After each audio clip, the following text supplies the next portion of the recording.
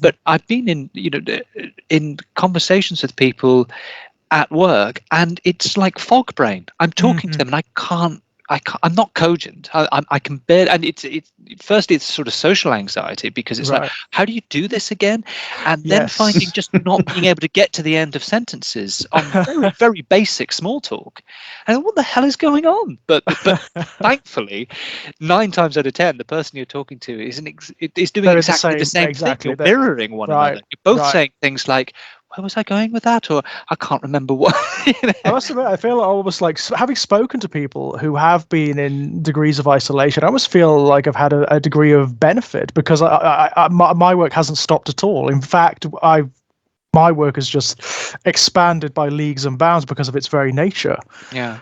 We never stopped. So the social element of that has maintained us a little bit, thankfully. Yeah, that's fascinating. Interestingly enough, this Invasion of the Body Snatchers 1978 version was the very first film I watched when we went into the first lockdown. I watched it one afternoon. What a film to watch! I mean, I'm impressed and also slightly horrified that was a choice at the beginning of the lockdown. I don't think I would have been able to cope, given my anxieties at the time. I don't think I'd have been able to cope, because the paranoia and anxiety that infests this film would have probably driven me to a full-blown panic attack. Oh, I have had one of those more recently. I actually had a panic attack in my place of work, which was slightly, potentially embarrassing, but I think I got away with it because I was producing. I either produce or I narrate. It depends which hat they give me on that particular day. And I was producing an actor, and we were. It was just at the start of the invasion, not of the Body Snatchers, but the invasion. The other microbial invasion. Yeah, well, they had the radio on in the background, and of course, the as much of the media is, it is sort of in a state of sort of morbid priapic state about anything they can sort of fill their schedules with. Oh yeah.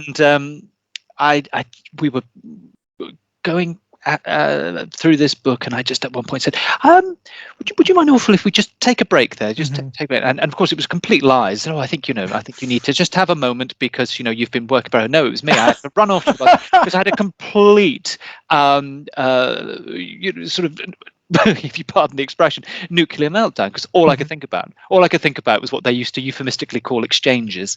Isn't that a lovely way of putting it? The nuclear exchange. Just had this completely irrational one, but semi-irrational. I was going to say not entirely irrational. No, not entirely, but yeah, I had the full-on shortness of breath, having to expel oxygen. Remember my, always expel carbon dioxide, rather. Expel the carbon dioxide, expel it, because else you'll hyperventilate. And awful. And it just thought, okay, deal with this, because you've got to get back out and work. I must admit, I instead of having a panic attack, which not that long ago probably would have been what would have happened, I had a full-blown temper tantrum. Oh, interesting. On my own, fortunately. No one was around at the time, but I was so pissed off by the whole situation. The whole situation. It was like, we're in the fucking I was stalking around my place shrieking, like, we're in the fucking 1980s again. Nothing's fucking changed. We've got Section 28 coming back in the fucking schools, and a Tory fucking government to fucking nuclear war. What was particularly upsetting about the whole thing was because I'm unfortunately I'm terrible for. I'm just one of those people who does end game scenarios, and it's why I watched Invasion of the Body Snatchers in the first lockdown against my better judgment. Right. I do this. I like to peep into the abyss, and I don't know why, because it always ends in the same terrible pool of fear and upset. But when we were in the first lockdown, because it was all sort of on the same trajectory, this kind of hyperfixation, I ended up watching Pete Walker's War Game again. Oh God! Oh God! I didn't watch Threads or The Day After or Testament, but I thought about them a great deal. And so I was having all these complete. I had a hyperfixation on that for about a fortnight during the first, and then of course my. Rather like being on that plane earlier when it was like, oh, great. So 2 years ago, I had this great big hyperfixation about something that now seems fucking plausible again. Yeah.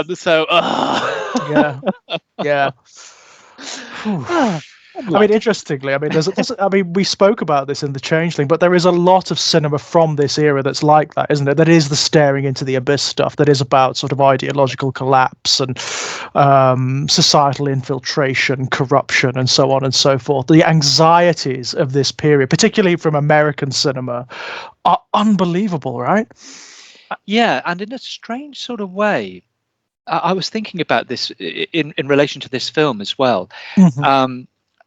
It's very interesting to look at the generation that went through that. Many of them are still with us, of course.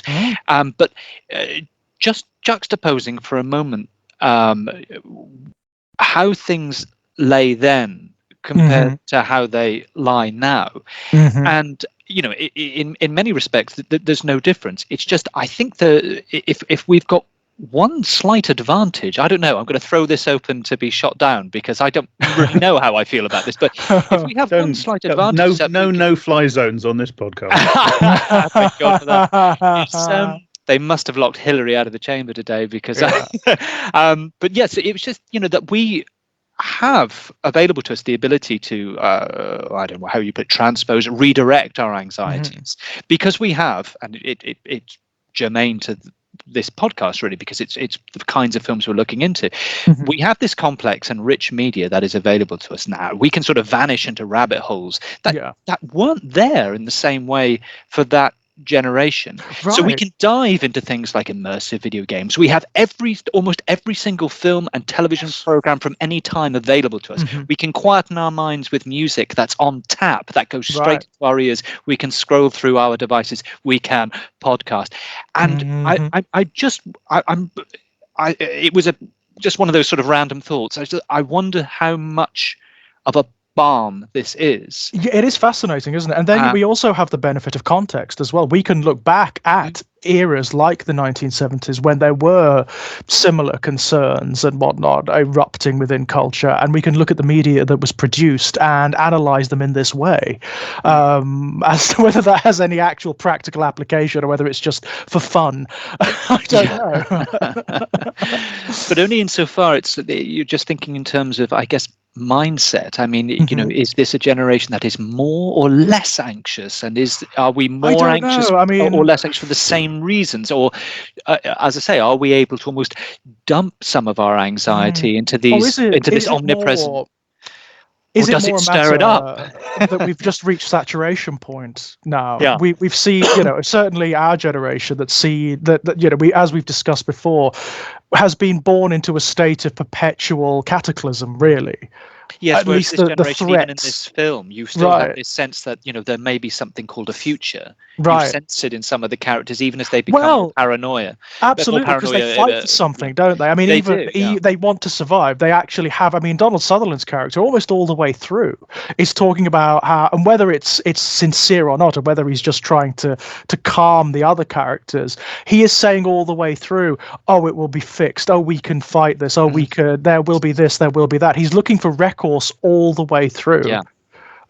Which is very, very difficult, I think, for people to do now. I mean, absolutely. Yeah. But it's fascinating as well, isn't it? Because like Donald Sutherland's character and I can never remember the actress's name. What's her name? Do we know? The lead actress, or Veronica Cartwright? The lead actress. I'm going to have to look her up. I think she's I think she's absolutely adorable. Brooke Adams is her name. She's also in The Dead Zone, I believe, isn't she? Of course, yes. Interesting. One of those actors. They are so ex-hippies, aren't they? Yeah. They are hip. Like they're hippies who have been forced to abandon all of their revolutionary ideals and have actually become agents of the state to the nth degree. They're both health inspectors, right? Well, that's kind of interesting, isn't it? Because that's one of the things, I mean, I agree, but also they're both a little bit too old. So this sort of works for me because the feeling I get from them is that they sort of missed the height of it, you know. Right. So they never actually got to be part of the revolutionary movements and the counterculture movements, but they feel the echoes of it, right? They're of that generation, that sort of generation 0.5, very, very much in the way that I am actually, and by extension, I think all three of us to an extent, because I've always sort of fallen between the stools when it comes to you know which generational cohort are you? You know, I'm too old to be a millennial. Yes, I'm a zennial. I was too young to be Generation X. You know, Generation Y never whatever the fuck that was. You know, and of course these things are bullshit, obviously. Yeah, right. But at the same time, they have a certain reality because we think they do and because we talk about them. And I've always fallen somewhere. You know, I've never quite belonged to any of those, and I get the same feeling from the main characters, particularly Matthew and Sarah. What's her name? Whatever her name is, Brooke Adams' character. Yeah. I get the same feeling from them that they're sort of that generation and a half. They're kind of the 60s, but just a little bit too old to have been young at the right time. That is really fascinating because that actually feeds into the sort of paranoid themes of this film. I mean, one of the key paranoias and anxieties is about identity, isn't it? And almost every character you find in this film is in this state of confusion over who they are, apart from one or two notable exceptions. And the notable exceptions are not in paranoia and anxiety, or at least who present as though they're not in paranoia or anxiety, are somewhat corrupt entities. I find that whole thing fascinating. I mean, Leonard Nimoy's character, for example, the psychiatrist, or rather he's almost like the Jordan Peterson of his day, isn't he? Yeah, he's Dr. Phil. Yeah, right. He's a complete charlatan, right? I mean, he's a bullshit artist, and he's all about conformity, right? Yeah, he is. Actually, Dr. Phil would be a much better analog than even Jordan Peterson. He's a total conformist, right? Yeah, particularly because you know Dr. Phil isn't a total charlatan. This is kind of what's the most insidious thing about him. He does actually know his stuff to a degree. He has education on this to a degree. He has experience to a degree, but he's used it for totally self-seeking ends. And that's the vibe I get from Kibner. But the interesting thing, like with the age question, is I get the feeling that the Belichicks are kind of a bit younger. Yes, very much so. They're too young to have been, like, if Matthew and Brooke Adams, whatever her name is, Elizabeth Driscoll. Elizabeth Driscoll, right. Yeah. If Matthew and Elizabeth are just a little bit too old to have slotted into the Summer of Love, the 1968 thing, then you get the feeling that the Belichicks are just a little bit too young. Yeah. These are the liminal people. They don't fit into this dominant narrative of American culture. To be a Sois-en-Huita, you've got to be between sort of like 18 and 23, really, or 25, something like that, to be, I guess, that's. And really I love the Belichicks because they kind of they have this wonderful sort of post 1968 disorientation about them. Yes, because they are a lost generation. They're the children of a lost generation, aren't they? They don't have anywhere to be or anywhere to fit in, and they exhibit all the way through this incredible anxiety about everything and profound mistrust. You know, just apart from the fact that it's young Jeff Goldblum and young Veronica Cartwright playing a married couple that run a mud bath, and he's a poet. Awesome, and right? I mean, it's just that by itself is so incredible that I watched the film and I can't quite really believe that it actually happened. My God, are they young in this? I mean, how old they are? They really are. Young Jeff Goldblum. It's like, wow, Jesus. Yeah, and they're both so gorgeous as well. This is the problem. Yeah. Both so absolutely I mean, everybody is in this film. Actually, they are, aren't they? There is something about beautiful people in this film. Not often not in a conventional way. I mean, we talked about this in Don't Look Now. You have Donald Sutherland in his very unusual 1970s vein, where there is something compelling about him, isn't there? Well, it's interesting insofar as he's been put back in rollers. I mean, no, seriously. I mean, he was put back in curlers. Because they consciously wanted him to look like he looked in Don't Look Now, didn't they? Did they? Is that what it was? Almost aesthetic crossover, to draw the. I mean, I think that's something that'd be interesting to get into at some point. Anyway, about just the talk of recontextualization, whether it's an actor or indeed the film itself. But one of the things that I think is quite fascinating about what you're talking about, and what seems to underpin it for me, is simply San Francisco. I think the choice of San Francisco is inspired. I think it's very deliberate as well, because the original film is set in a fictional town, isn't it? The 1956 film is set in some Santa fictional Myra. town. Yeah. That's right. It's California, but it's a fictional place, and it's a small town America. And also, it's the 1950s. Only 20 years ago, 30 years ago from this film, technically, but it may as well be a different world. It may as well. The sense of some kind of the absolutes that were felt. Again, it's rather like Jack was saying about we think these things are true because we think these things are true, as about intergenerational characteristics and so on. But the sense, certainly by this point in that something, some positive absolute about the 50s is lost. It's gone. But it is incredible. Two films turn up, It is incredible. I was kind of thinking about this, and we're jumping all over the place, but it is incredible to compare the two movies, the original and the remake, and to see they're barely 20 years apart, but they take place in completely different visual, social, conceptual, emotional, psychological universes. They are ironically quite alien to one another. They're almost antipodean, aren't they? They're kind of between them. You can, because one is the 50s and one is the 70s, and between them is this great blank space that is the 60s. Right. And it just changed everything. Everything, right? Yeah. And what you have is, in the original, is just the world creeping up to that gigantic seismic chasm, that was the 1960s. And it's there, isn't it? I mean, the second movie is the rubble afterwards. Right. I mean, the paranoia is there in the 1950s one, but it's a very different species. I mean, it's a very difficult film to actually interpret, the original one, because I find it very confused, the 1950s one. Sometimes it seems to be a sort of Reds under the bed paranoia film. And then other times it seems to be more anti-McCarthyist. It doesn't seem to understand what it wants to be. I don't know, but I think that's very consciously and deliberately done. Like, my suspicion watching the 50s one is that somebody, if only at least one person involved, writer, scriptwriter, director, whatever. I don't really know about Don Siegel. I don't know about this movie, so I'm guessing. But this is my very strong suspicion, just from watching it textually, that somebody or some group of people said, we're going to make a movie about McCarthyism, and we're going to smuggle it in by making it look like it's about Reds under the bed. Yeah. I think you might be right there. There is something, I'm sure I remember reading somewhere, I can't remember where it was, that there was the original ending of that film was much more pessimistic, and you also didn't have... the studio mandated a happy ending. Yeah. Right, of course.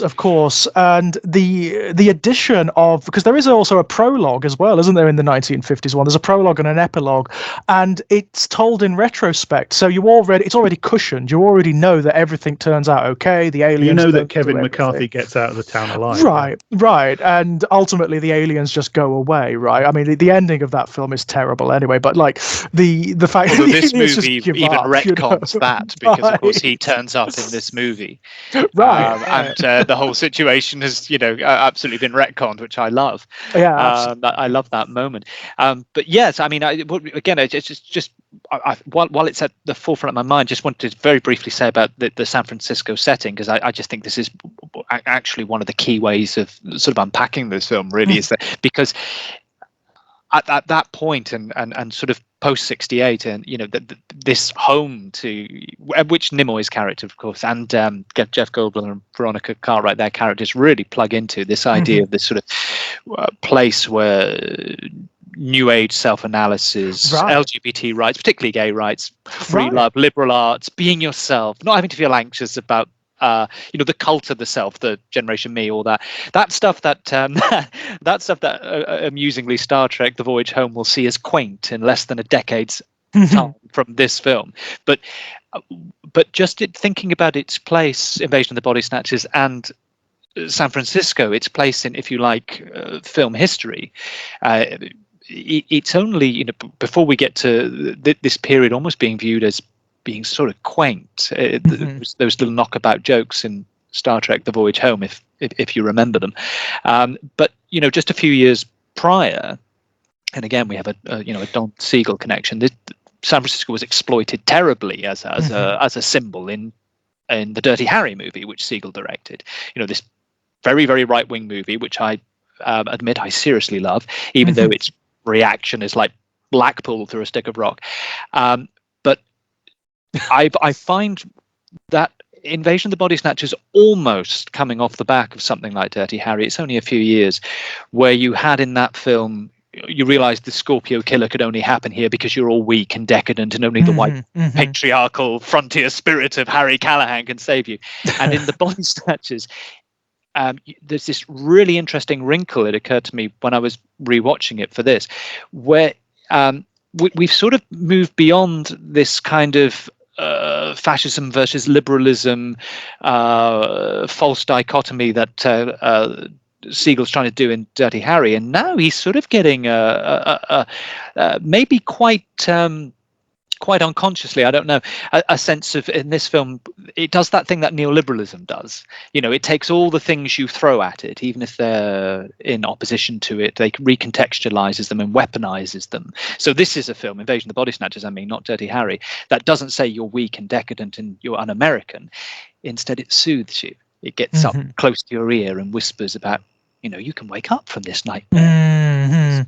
You can wake up from the confusion, right? Yeah, all the that confusion of identity, the anxiety, all of that can be taken away. That's the seduction, isn't it? Yeah, how you can't trust your government anymore because of like Nixon and Watergate. You're alienated, you're frightened. All you need is one good night's sleep. Right, but you can't trust yourself either. It's on the macro level and the micro level. It's on the governmental, cultural level, and the personal level. Does is it recontextualizes the hippie dream and weaponizes it. Yeah, because the pods, of course, are saying, do this. You can check out. You can be free. We can be a community. We can all be together. And the flowers are the symbol. They're the symbol right from the beginning. The flowers drifting through space, and you can and check pods out. Suggest marijuana as well. And pods suggest marijuana. Right. But this is, of course, the tension we get from the film and the realization that they've got to resist is this is not, of course, a bottom-up revolution. It's a top-down one, and they're going to be whittled away, these people. But I just love this almost neoliberal thing of like, we're going to take all these things that you at one point valued, the idea of we can be free, we can be a collection of individuals, but in a community setting, we can be so liberal, we can have free love, we can have all these things.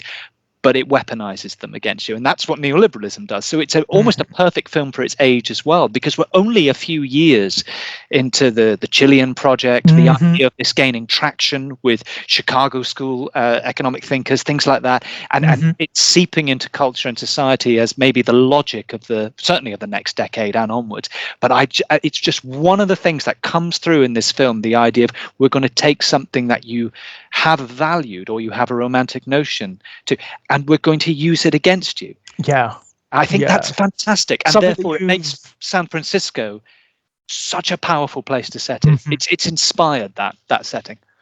Yeah, it really is, and becomes even more so as with the benefit of hindsight, of course, seeing what San Francisco did become, certainly in the 1980s. When it became an almost an island for things like gay rights and whatnot. Yeah. Yeah, that is fascinating. And I love the fact that this is a massive contrast between the 1956 film and this one. The fact that it is ambiguous and seductive. The language that the pod people actually use in this version of the film is always that of seduction. And it's palliative, isn't it? It's you can be free of everything that is causing you distress. Well, Everything. in fact, Jack's hit upon we just mentioned briefly there about drug culture. I mean, Right. this is a film very much about a drug culture as well. That certainly by the 60s, that drug culture was mutating to the point where you could almost say that every successive decade that then ran throughout to the end of the 20th century would be identified by one kind of dominant drug. And every subculture would have its dominant drug. You had, acid LSD in the 60s. We're now onto the amphetamines, the pick-me-ups, which are very important to this film because they become the characters' defense. Yeah, right. You have to stay awake, let your guard down. That's it. Keep awake, keep working. And the drugs linked to the drivers of the plot, the stimulants to paranoia and terror and having to be on your guard all the time. And then the sedatives, go to sleep. As Jack said, the pods are like marijuana, and on it goes. I mean, there's something very nihilistic in it, really, isn't there? It is actually saying that in this era, at the point that we're at in human culture, when this film is set, everything is a waking nightmare, and all you really want to do is go to sleep and forget it, and you want to be someone else. You want to wake up in some other new condition. There's almost like an escapist fantasy that's being provided. It's actually, by the aliens. I think that the frightening thing about the one of the main frightening things about the film is it is seductive because life is fucking hard. It's a cliche, but and watching as an adult is a very, very different conjecture, because the first time I saw this was as a child, but watching as an adult, you go like, actually, the idea of getting off the carousel is so incredible. All of the frictions, all of the tensions, all of the ambiguities gone.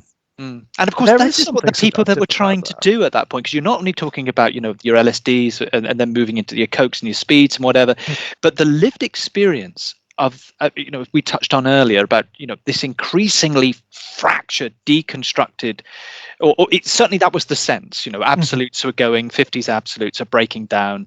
Then that gets linked to the rise of sort of medicated drug use, turning to psychiatry. And that's even before you get to that kind of those sort of religio substitutes that this film knocks about with. I mean, how many people were running off to do dynamic meditation or getting involved in some kind of neo-Buddhism or joining an ashram at this point? The post-60s into the 70s slump of certainly for the middle classes as well.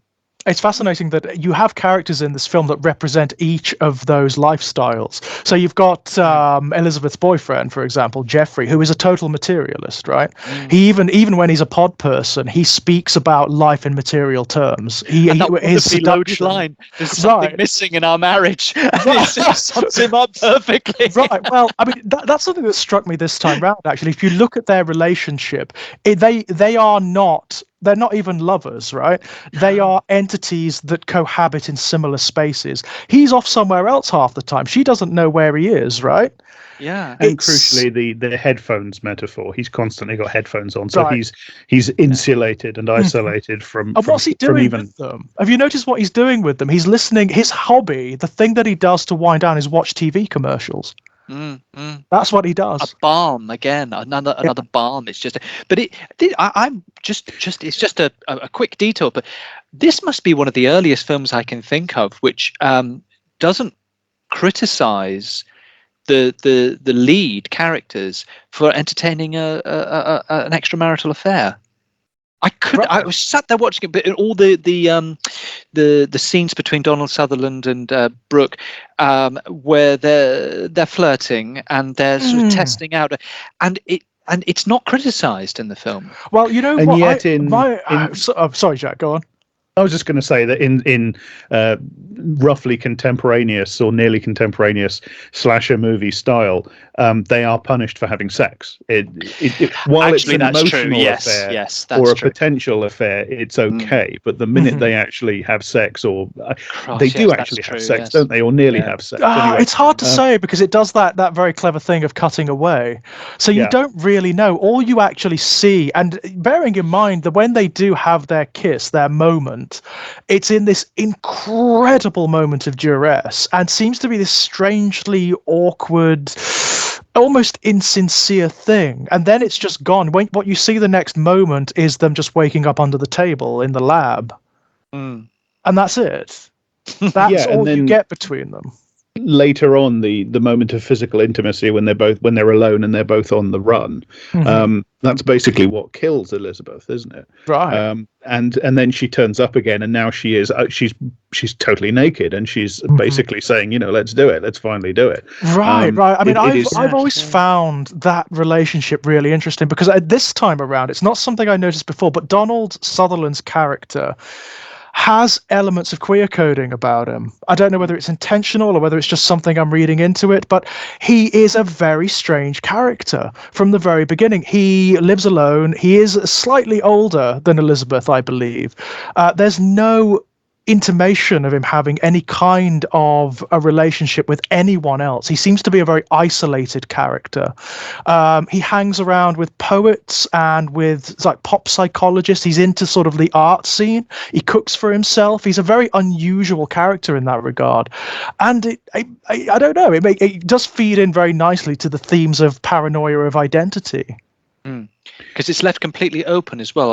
Right. When it's not filled in, is he a divorcee? As you say, is he a gay man or a bisexual man? What is he?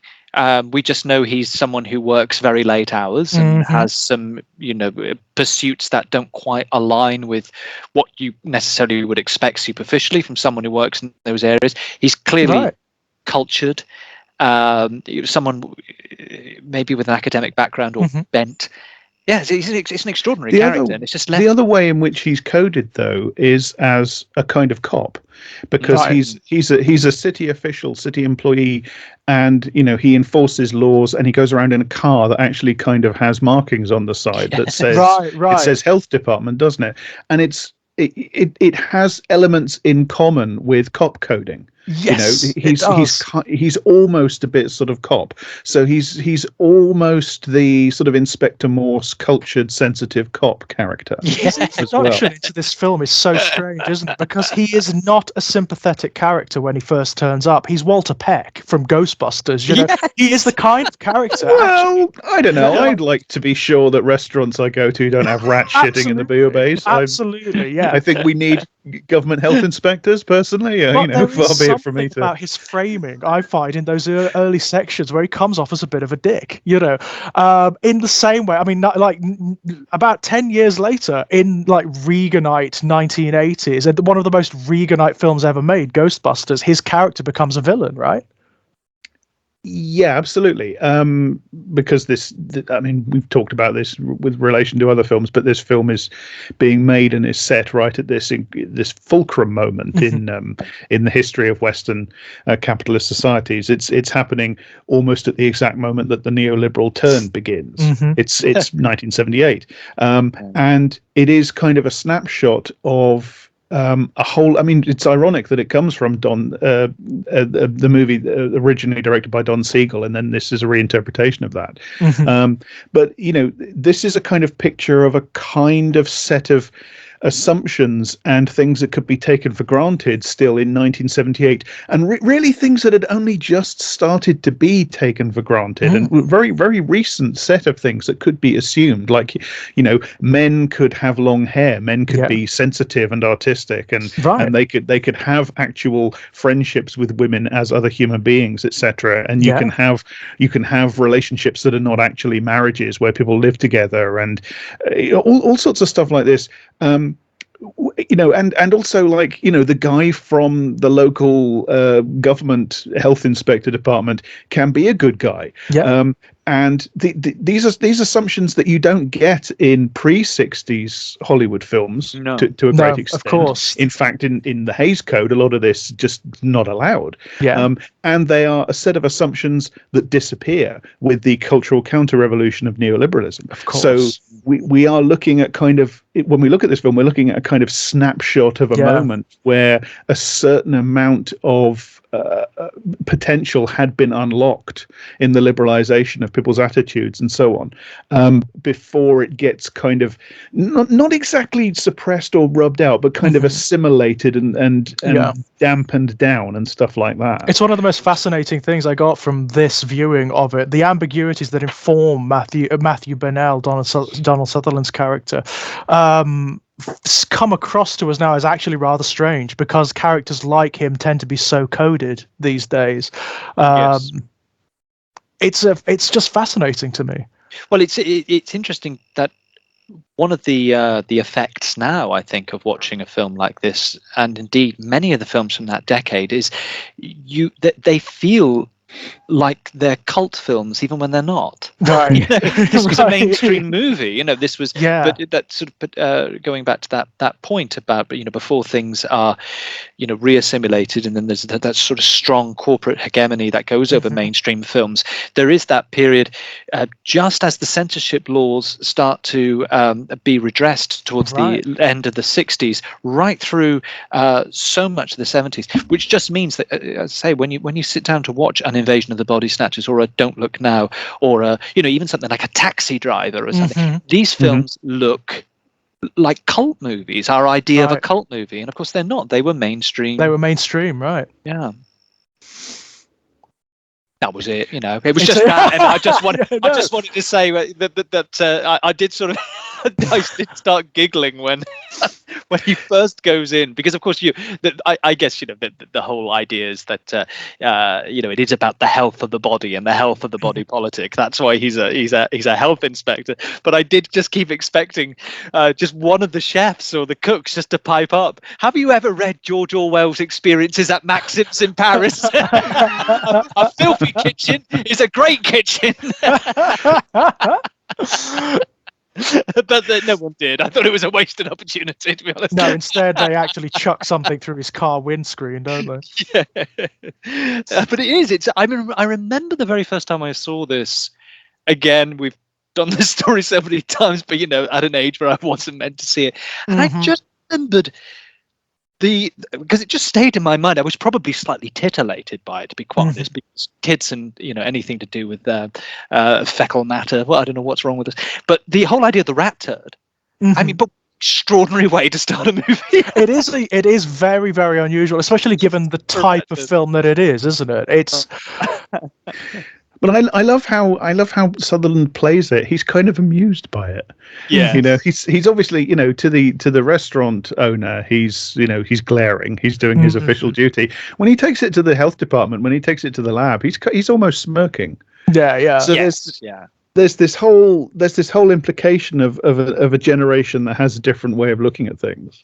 And I think also that permeates right through to the film in toto, because one of the things that it occurred to me watching it for this, although it's unsettling and although it's frightening in places, it's an incredibly playful film, and it's as presumably while we've come to discuss it as well, it is one of those, like some of the other things that we've been doing on the podcast, it's aware of its own status as a piece of media, not only because it is effectively a remake, but in the way it uses not only the vocabulary of a slew of films around it, but little things like Robert Duvall's odd cameo, and the way and the way that this is a movie that is, as I said earlier, it's a decade on from Flower Power, and the flowers are now weapons of mass destruction, and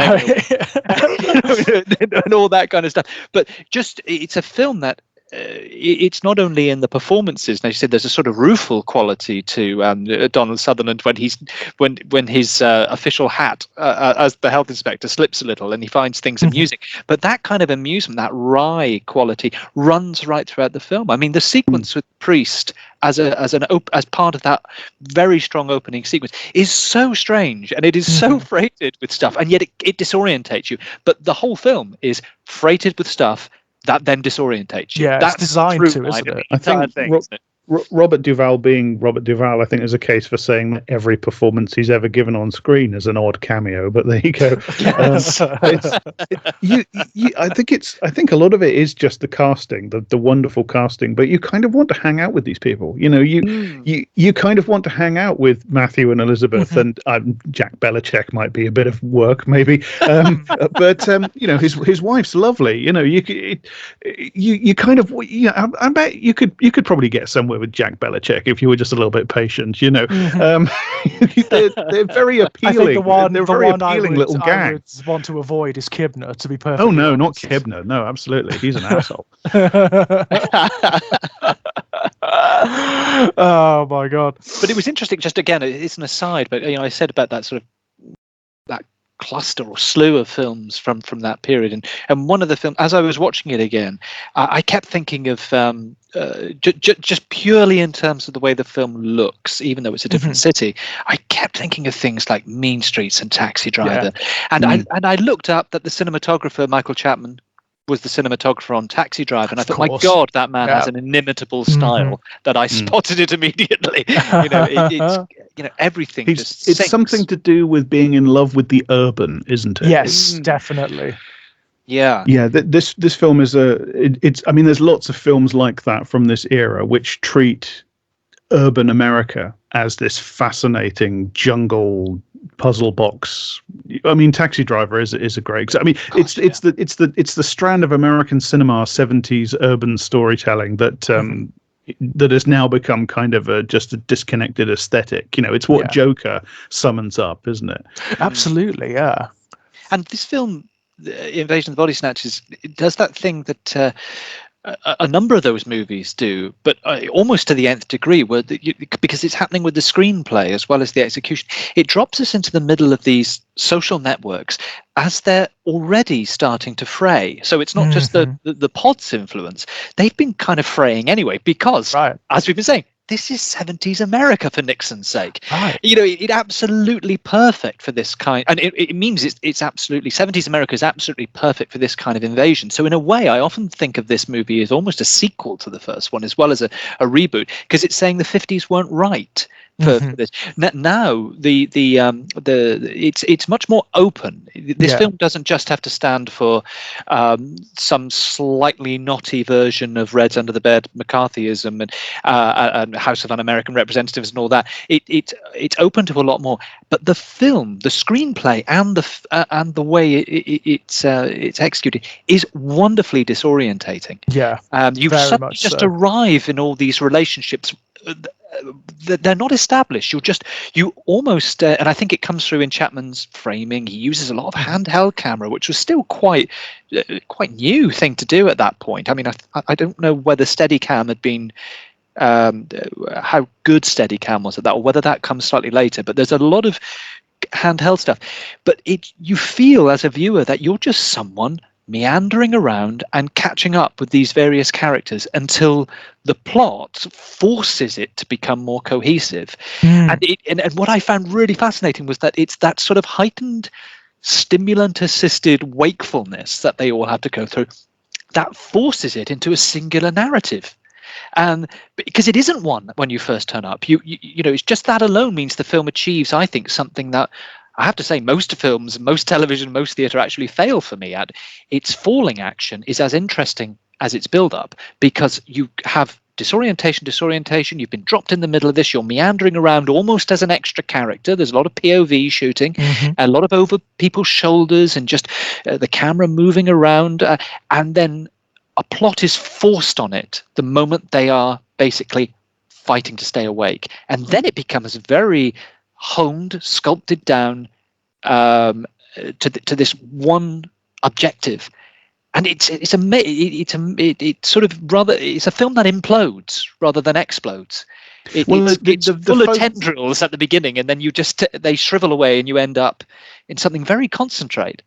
The focus shrinks, doesn't it? I mean, it literally starts in space, and it zooms down to the planet, and then it zooms down to America, and then it zooms down to San Francisco, and then the film is very insistent upon social spaces. It's very insistent upon rooms full of people, restaurants, bookshops, workplaces, crowds in the street. One of the unnerving things for me about the scene where the guy gets run over, there's all sorts of unnerving things about that, which is kind of the callous, the unknowingly callous way in which our main characters, the characters that we're empathizing with, we like them, Elizabeth and Matthew, we're embedded in their perspective. They're nice people, but they kind of, oh no, poor man. Anyway, off we go to the off we party. go to the party. Like right. they just drive past it. But and the chilling thing about it, it's the way the street is lined with people who are just sort of staring, and like all the way through the film, you get these scenes of social situations where people are behaving oddly, from Robert Duvall, the priest on the swing, to some of the odd behavior in the book party and the odd behavior at work, and on and on and on, over and over again, right the way through to crowds standing in the street looking at something happening. And it's just irresolvably ambiguous whether that's meant to be because they're pod people or whether they're just people. The way people are now. That's just what the film is saying. The film is just saying ambiguity, isn't it? It's doing that absolutely deliberately. Absolutely. Well, yes, because so go on. No, I was just going to finish the thought, which is that the film is very insistent upon these social spaces and about problematizing them and making them strange and defamiliarizing and alienating them and leaving it ambiguous why it's happening. So it's kind of creating this impression in you of a compatibility that's there waiting for the pods, because one of this is a thing I always come back to when I think about stories like this, which is the idea of the horror of compatibility. The idea not so much that the vampire invades us or the zombie invades us or the Cyberman invades us or whatever it is that's invading us in all these constant stories we tell about things that are invading us physically. That's not so much the problem as the fact that we are kind of there and already compatible with them. The problem isn't that the fang goes into your neck. The problem is that there is just something about your neck that kind of allows a fang to go into it, if you know what I mean, or a tendril to infect you, or a zombie to bite you, or whatever. There is just that is what's really at the root of that sort of storytelling, I think. And the film kind of, in its insistence upon these ambiguous and defamiliarized social spaces, the film is raising that again and again and again on a sort of macro social level. One of the impressive things about this film is the way it insists upon depicting a total social transformation. By the time you get to the end of the film, the entire society has been completely revolutionized, completely changed. People are just walking around in the street, obeying people with megaphones, and it's all very organized and unified, etc. And everybody in the street knows what's happening. And that stems from a process that starts right at the start, where Jeffrey goes out and he just walks around and he talks to five guys, and they walk to the shopping mall, and then they walk to some place behind the car park, and then they walk around here, and some guy looks at another guy in a funny sort of way, and there's this seed of it which grows into this total social transformation. It echoes the cellular processes you see at the beginning of the film, of course. Yeah, well, it's depicting a process of social infection and a sort of a cascading effect of transformation, isn't it? It's depicting social dysfunction as a sort of cascading infection. But the thing was that I started with was that you get the feeling that this, something like what we see happening to Matthew and Elizabeth, is happening everywhere. Yeah, suddenly, overnight, they're here, and it just, if the camera suddenly zooms up into the sky away from Matthew and Elizabeth and travels a few miles east, and then just zooms down and happens to land on the comings and goings and toings and froings of not Matthew and Elizabeth, but Tom and Jane or whatever, the same thing is happening to them. Yes, right? That's why I think that meandering quality of where we are as viewers positioned to feel like we've just walked into the party, we've just walked into the room, we've just because and we kind of get that literally, because it's happening to Matthew and Elizabeth, it's also happening to the Belichicks, isn't it? Yes. So I like that thing you said there about cascading infection, because I think again it's where I think this version of the film has that extraordinary power over every other version, certainly with the first one, which is, that's got a sort of monolithic anxiety about Soviet communism, really. But this one, as you say, cascading infection, cascading ideas, because we've got alienation, exponential progression, we've got conformity, we've got post-atom anxieties, we've got that this is a period where people were getting anxious about, drugged up soldiers coming back from Vietnam or Cambodia, paranoia about patriarchy and white supremacy, because we're in a post-60s context now, so there are more vociferous liberal voices. There's been civil rights. There's been Huey P. Newton. There's been James Baldwin. There's been all the people in the arts, from Jane Fonda and Joni Mitchell to Dylan. It is a completely transformed world already. But actually, all that one of the things that's done, and it almost makes this invasion a little bit easier, is that everything is so fractured. Yeah. There are now so many debates, so many differences. Yeah. And as you say, cascading. I think that's a really useful word. There is a real ambivalence in the film about this, because the film is depicting a process of reunification in a social situation where its main anxiety is disconnection and atomization. Absolutely. So the film is kind of it's kind of saying at one and the same time, isn't it great that we're all individuals and we can all think for ourselves and we all have our own personalities and our own ideas? Wouldn't it be terrible if something changed that and made us all the same? But at the same time, the film, almost without realizing that it's doing it, and this is probably true of the original as well, is kind of also saying, it's awful that we're all separate and we're all different and we can't connect to each other and we're all in separate boxes and we can't communicate. Wouldn't it be great if something just came along and forced us to reunify and work in lockstep and told us what to do? That seems to be the cant of all of the pod people, doesn't it? I mean, that's certainly what Kibner says at one point. He reframes this the film itself visually frames the thing as the phenomena as an infection, as you say, as an alien invasion. But Kibner's pod person actually says at one point, you are evolving into a new form of life. That's what this is. It's not an infection, it's an evolution. And Kibner, pre-infection, or presumably, possibly pre-infection. Possibly. He has an explicitly reactionary interpretation of why society is fractured and alienated, isn't he? Why people are, he interprets Elizabeth's feelings about her husband as paranoia, as female, of course, and his analysis is specifically society-wide. He says it's happening to everybody, and of course that has two meanings, because it's happening to, he's hearing this story from everybody because people are gradually being replaced by pod people. But the other meaning, of course, is that this is just a social dysfunction that the film is presenting, or at least Kibner is presenting, as just widespread nowadays.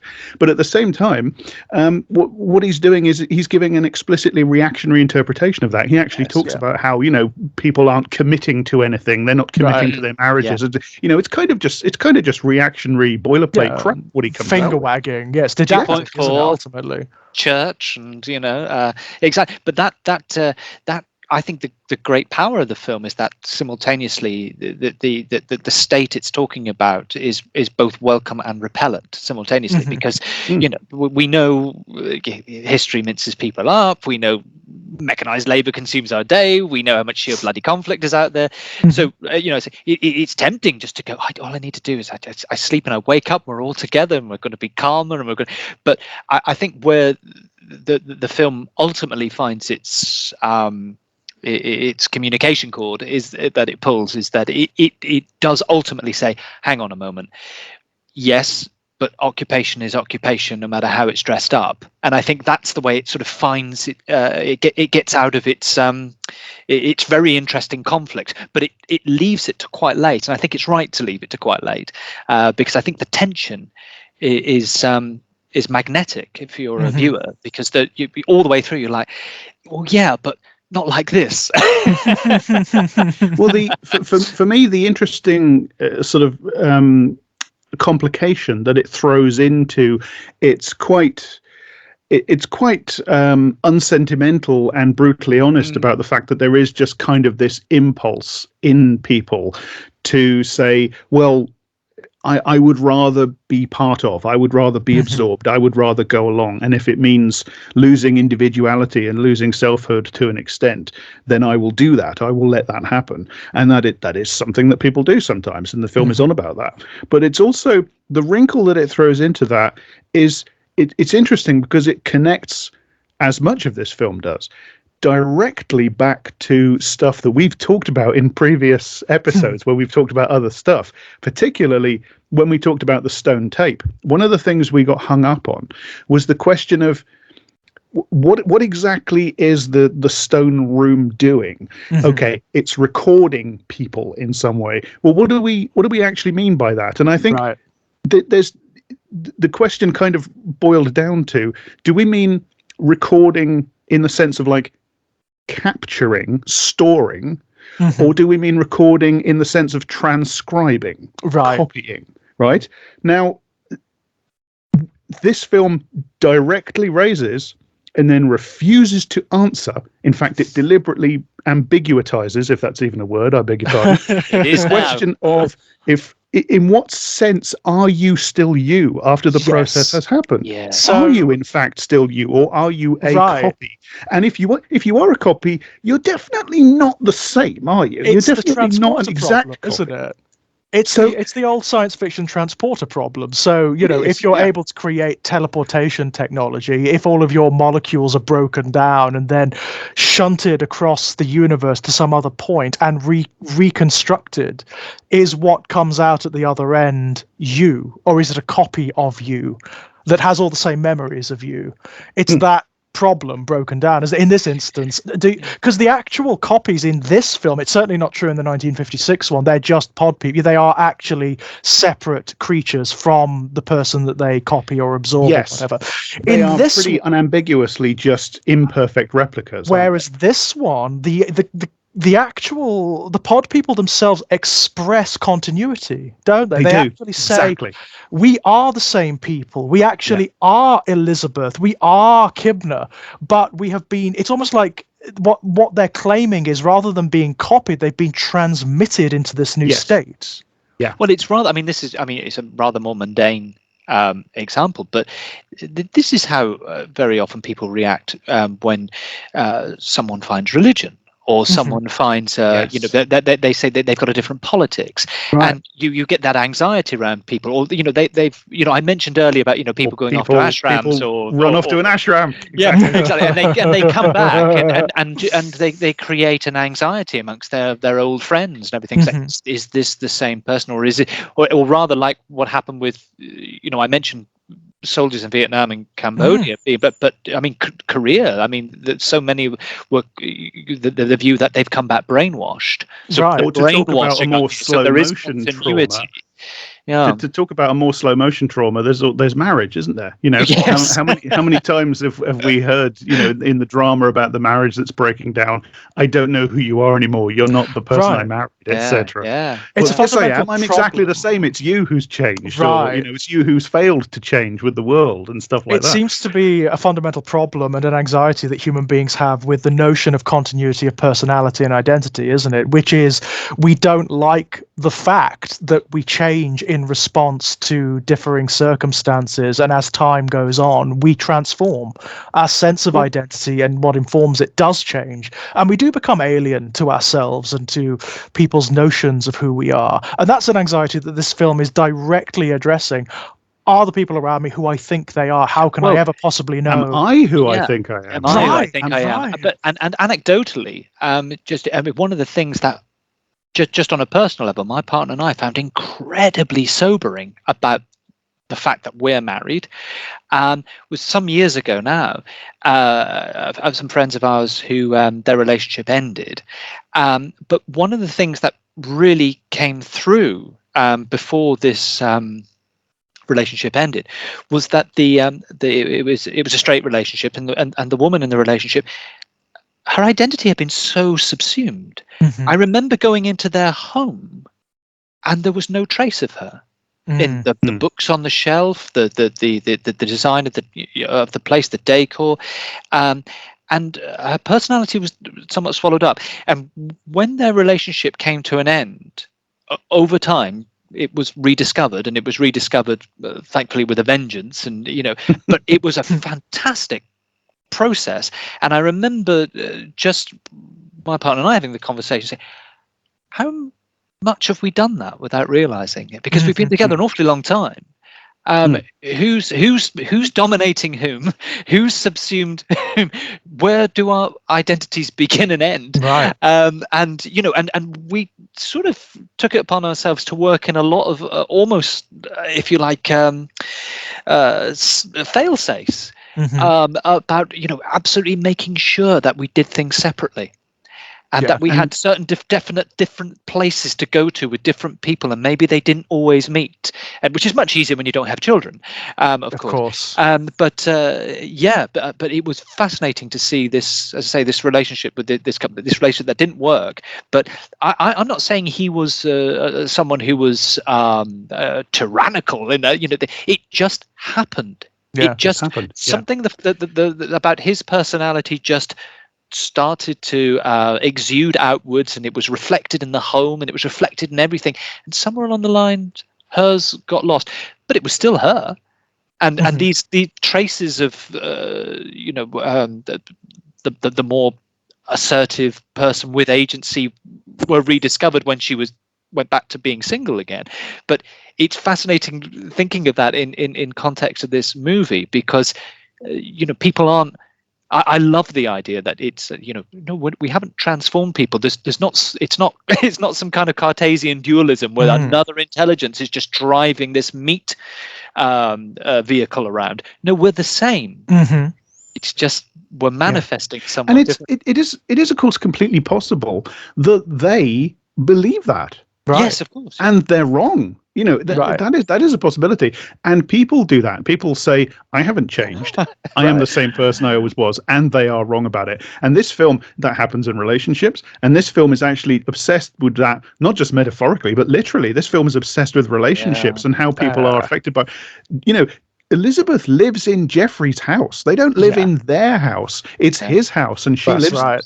When Elizabeth is with Matthew, she's a completely different person. Yep. And Nancy is completely subordinated to Jack, isn't she? She is very much. There are moments when. I don't think Jack Belichick is a bad guy. I don't think he's meant to be. I don't think we're meant to think he is. But he is very passive aggressive. He's very dominant. He's obviously married. It's a bit like The Shining, where obviously Jack Torrance married Wendy because she was the kind of woman that he could dominate. There's an element is self-absorbed. To which I mean, I don't think he's selfish, but he is self-absorbed because I think a lot of it is unconscious. He's very self-absorption. He's very childlike, and his self-absorption is kind of aggressive, and he doesn't mean to be necessarily. No. But I think there's an extent. I think the film show. I mean, I lost you. Oh no, Jack! Oh no, you're back. Oh, there you are. I was just saying. I think Veronica Cartwright puts across wonderfully. Oh, she's perfect. Wonderful. I love Veronica Cartwright. She is absolutely perfect in this kind of role, right? She's just so great. I just love Veronica Cartwright so much. She puts across wonderfully the idea that there is an extent to which Nancy is just okay with being Jack's kind of mum as well as his wife. She's kind of okay with that. That would find a different kind of expression not that much later in Lambert, of course, in Alien. Yeah, she's tremendously good at these sorts of characters. She's tremendously high good emotion, at distress, anxiety. She's fantastic at it, expressing it in somewhat different ways. Because, Lambert is a little bit more proactive than the character she plays in this one. It's funny. I was just going to say the opposite, because the funny thing about Lambert is Lambert starts off as quite assertive. She doesn't exercise any influence because her role on the ship is not. She's obviously there's the triple command structure. It's Dallas, then Kane, then Ripley, then you have Ash, who's kind of the king of his own separate little world. And then Lambert is kind of above Parker and Brett because they're below stairs, so to speak. But she's got no power in the main group above stairs. But she's still, she's snarky and she expresses herself, etc. And she has opinions, definitely. When she actually starts to hits go down. Ripley at one point. Yeah, well, in the director's cut, but. By the end, she's gone almost catatonic. She's just being led around by Parker. And Yaphet Kotto does this wonderful thing where he kind of becomes this big protective teddy bear towards Lambert. I just love it so much. But to be fair, given the situation, I think I might be the same, to be honest. Sure. But the interesting thing, Nancy Belichick kind of goes the other way. Nancy Belichick is very much kind of the downtrodden mouse who does all the work for her husband, very shades of Wendy Torrance at the start, although Jack Belichick is a much less toxic character, I would say. But there is an extent to which Nancy Belichick is kind of energized by what's happening. She kind of gets excited because she's the one who's into the UFO stuff and the when worlds collide stuff. She's the one who gets it, isn't she? She's the one who actually understands what's happening before anybody else. Hits upon the correct solution, doesn't she? She actually hits upon what's going on. And ironically, she's the one who survives as well. The implication towards the end is obviously that she gets found out as being the last human on the street. But she is the one who is living. She's the one who figures it out as well. She's the one who figures out how to live amongst them, right? How to move amongst them. She's very tough. She's very tough and very smart.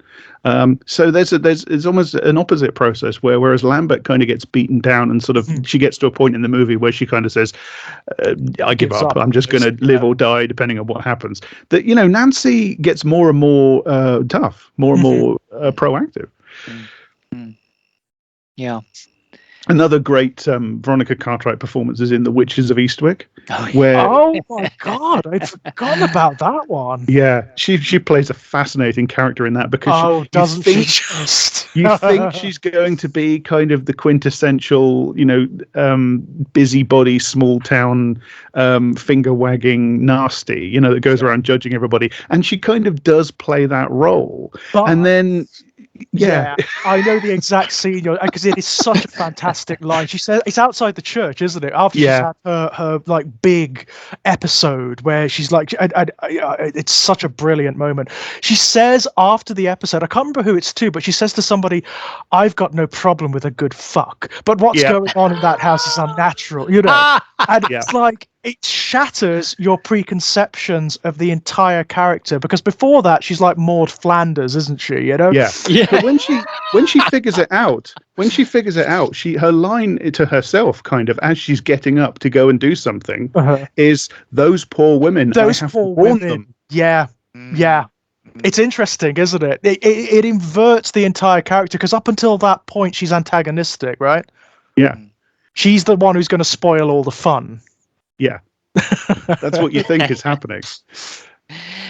It's quite interesting, isn't it? This film, as you were saying earlier, it turns up 20 or so years after the original, and certainly the premise has just bled into everything. Like every science fiction series or anthology series has done its body snatchers. Every kids cartoon. Oh, the imagery, right? The imagery of this film is in grew up in the 1980s, and the imagery of this film is in so many of the cartoons I used to watch. There's a cartoon called Jason and the Wheeled Warriors from the 1980s, and I tell that the monsters, the bad guys in it, are these alien vines that grow through worlds, and they grow these pods that sprout flowers that give birth to monsters, and the pods and the flowers are directly from Invasion of the Body Snatchers. They are exactly the same. But I mean, of course, then it pretty much flat out. I mean, I think this version as well. This version pretty much flat out invents the X-Files. And it just it's just like that's where it starts. But that whole that whole thing of I don't know, where was I going to go with this? I guess it's it's something that's very over familiar, actually. It's so familiar to us that the premise of someone possesses, right? There is alien possession, and whether there's a political anxiety behind it or not. But this film's so good on this idea of taking something schematic and then whacking a load of innovation through it, so that you're simultaneously.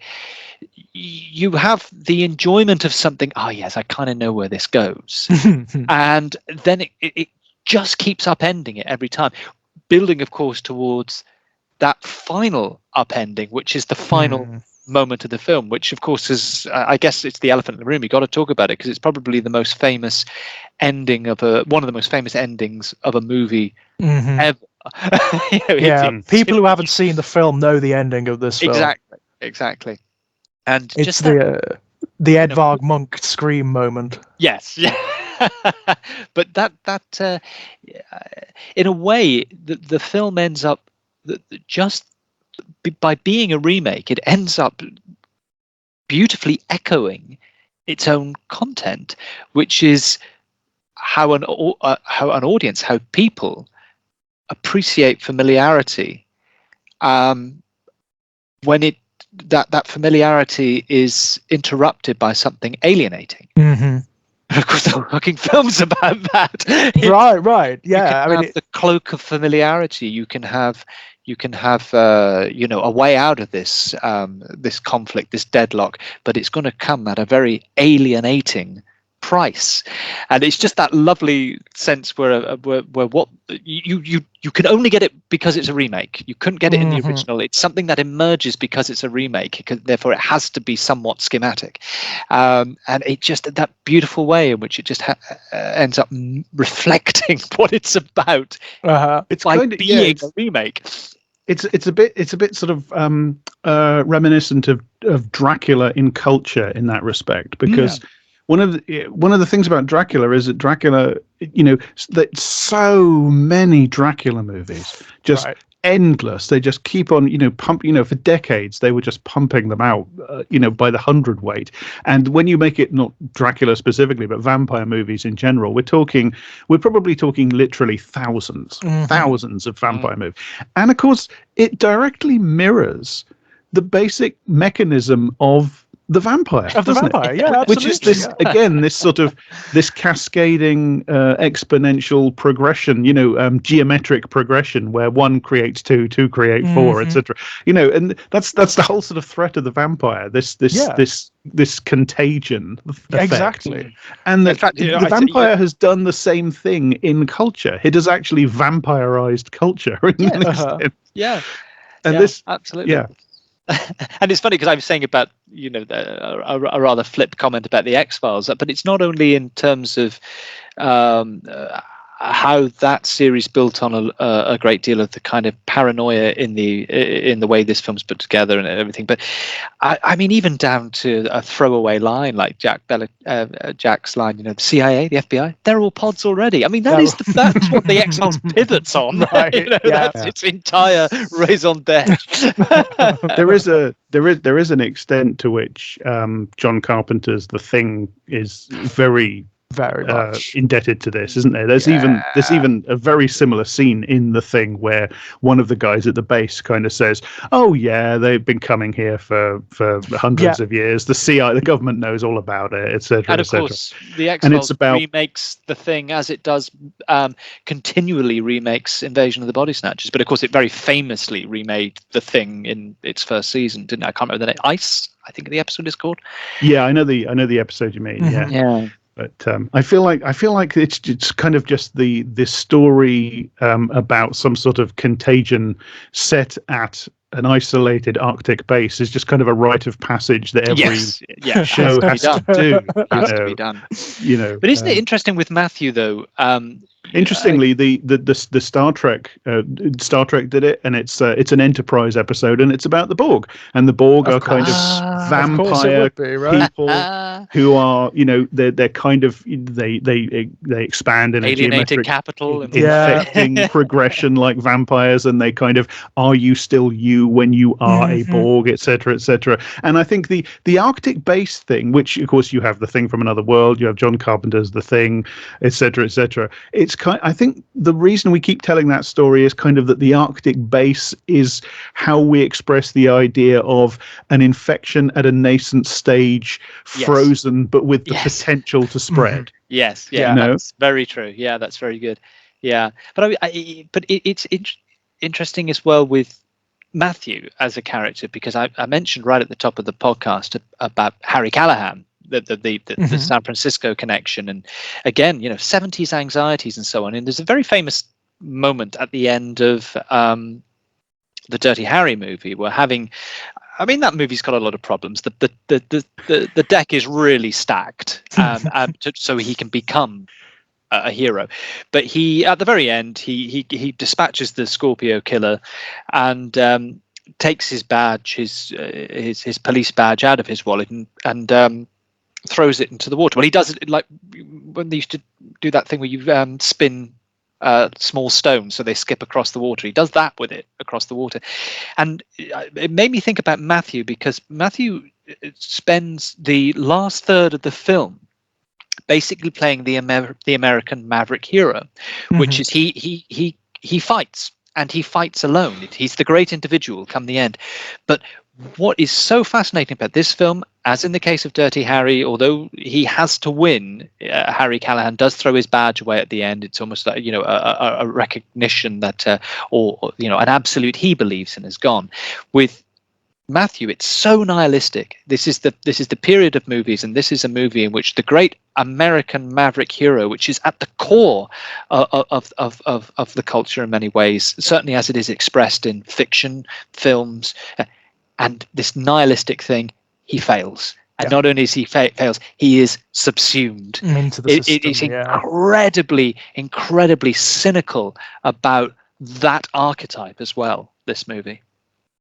Which I think also is already subverted by the fact that, as Jack was saying earlier, he's a sort of armature of the state, but he's not a policeman. He's just a bit like a policeman, but he's actually a health inspector. Right. And as you said, George, by being Donald Sutherland, he freights in all these ambiguities, but the script is ambiguous as well.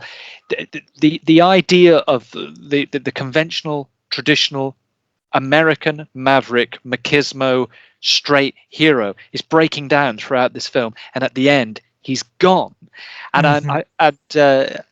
the film seems to relish it as well. Yeah, I mean, it's there's kind of almost sorry, Jack, go on. I was just going to say, it's kind of like the film is commenting upon the fact that that's sort of Harry Callahan, John Wayne type of hero. It seems at this moment in history to be kind of over.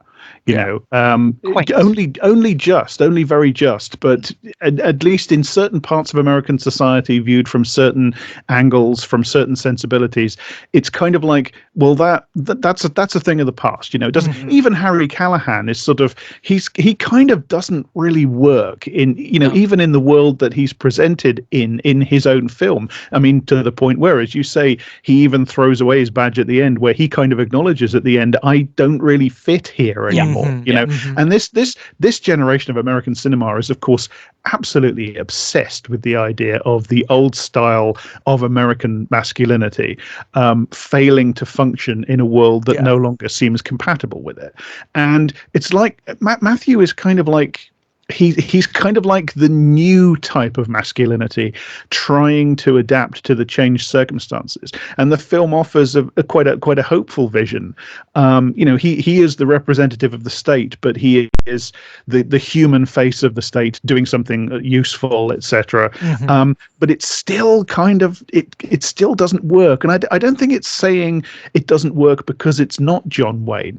I think it's kind of, well, John Wayne doesn't work, so what do we do instead? No, this doesn't work either. So what do we do? Where do we go with this? And what's interesting is the way it reawakens in the 1980s as these kind of himbo characters.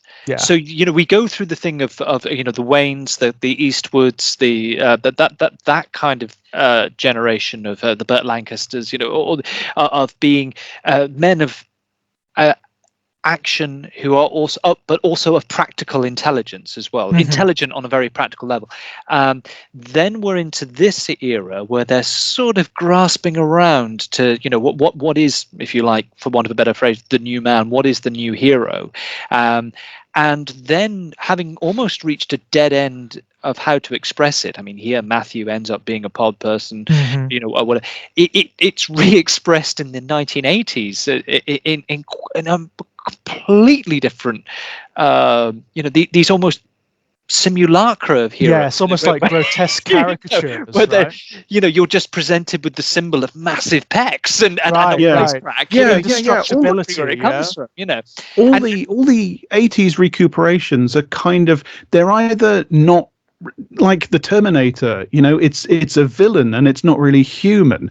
And Schwarzenegger's other weird characters in the 80s, none of them, etc. Yeah, and I mean that film is so or a queer. test tube baby when he does his comedy film with Danny DeVito. He's a literal test tube baby. Yeah, and it gets John McClane in Die Hard. He spends the entire film being threatened by his wife's career, by Japanese business people, by sort of, gay coded Euro guys. He spends the entire film getting the shit beaten out of him. Mel Gibson in the Lethal Weapon movies, that it's almost like they're trying to resurrect this version of masculinity. But Mel Gibson in the Lethal Weapon, certainly the first two, he's sort of quasi, he's mentally ill to the point of being suicidal. Yeah. Yes. It's almost like there is an unconscious acknowledgement that it doesn't matter how you repackage it. It doesn't matter what the manifestation is. It's not going to work. Yeah, there's sickness inherent. Yeah. He can kill the bad guys and make it through, and get his wife back from at the end, etc., etc. But it's still not what it used to be. We kind of have to go. He kind of has to spend an entire film getting so relentlessly beaten up that any normal person would be dead.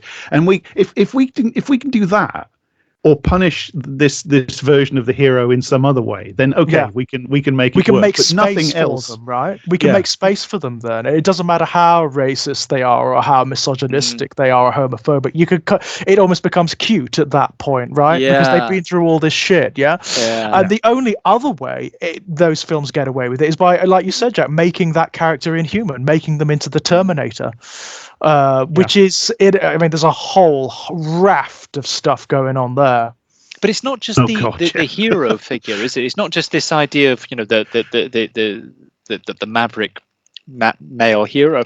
There seems to be all sorts of ways in which this film it basically is acknowledging, either consciously or not, that certain things that were de rigueur in films, particularly American films, are sort of not kind of working. So that, if you take the basic animosity between Nimoy and Goldblum's characters, in one way that's a clear example that they're not pods, because that kind of conflict is unpod behavior, if you like, because it's because it has ideological content. Whatever we think of their ideologies, there is something, there is content to it.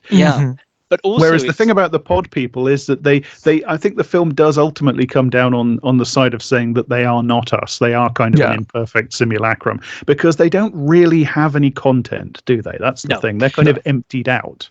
But it's almost like the film has to confront the awful truth that confrontation between people, and confrontation, I mean, it's not something I buy into, but drama is often conflict is often used as a shorthand for drama, or turbulence. I think it's too reductive. We've discussed this before, I'm sure, but that the confrontation between people is a sign of individuality, and therefore, ironically, becomes the thing to protect.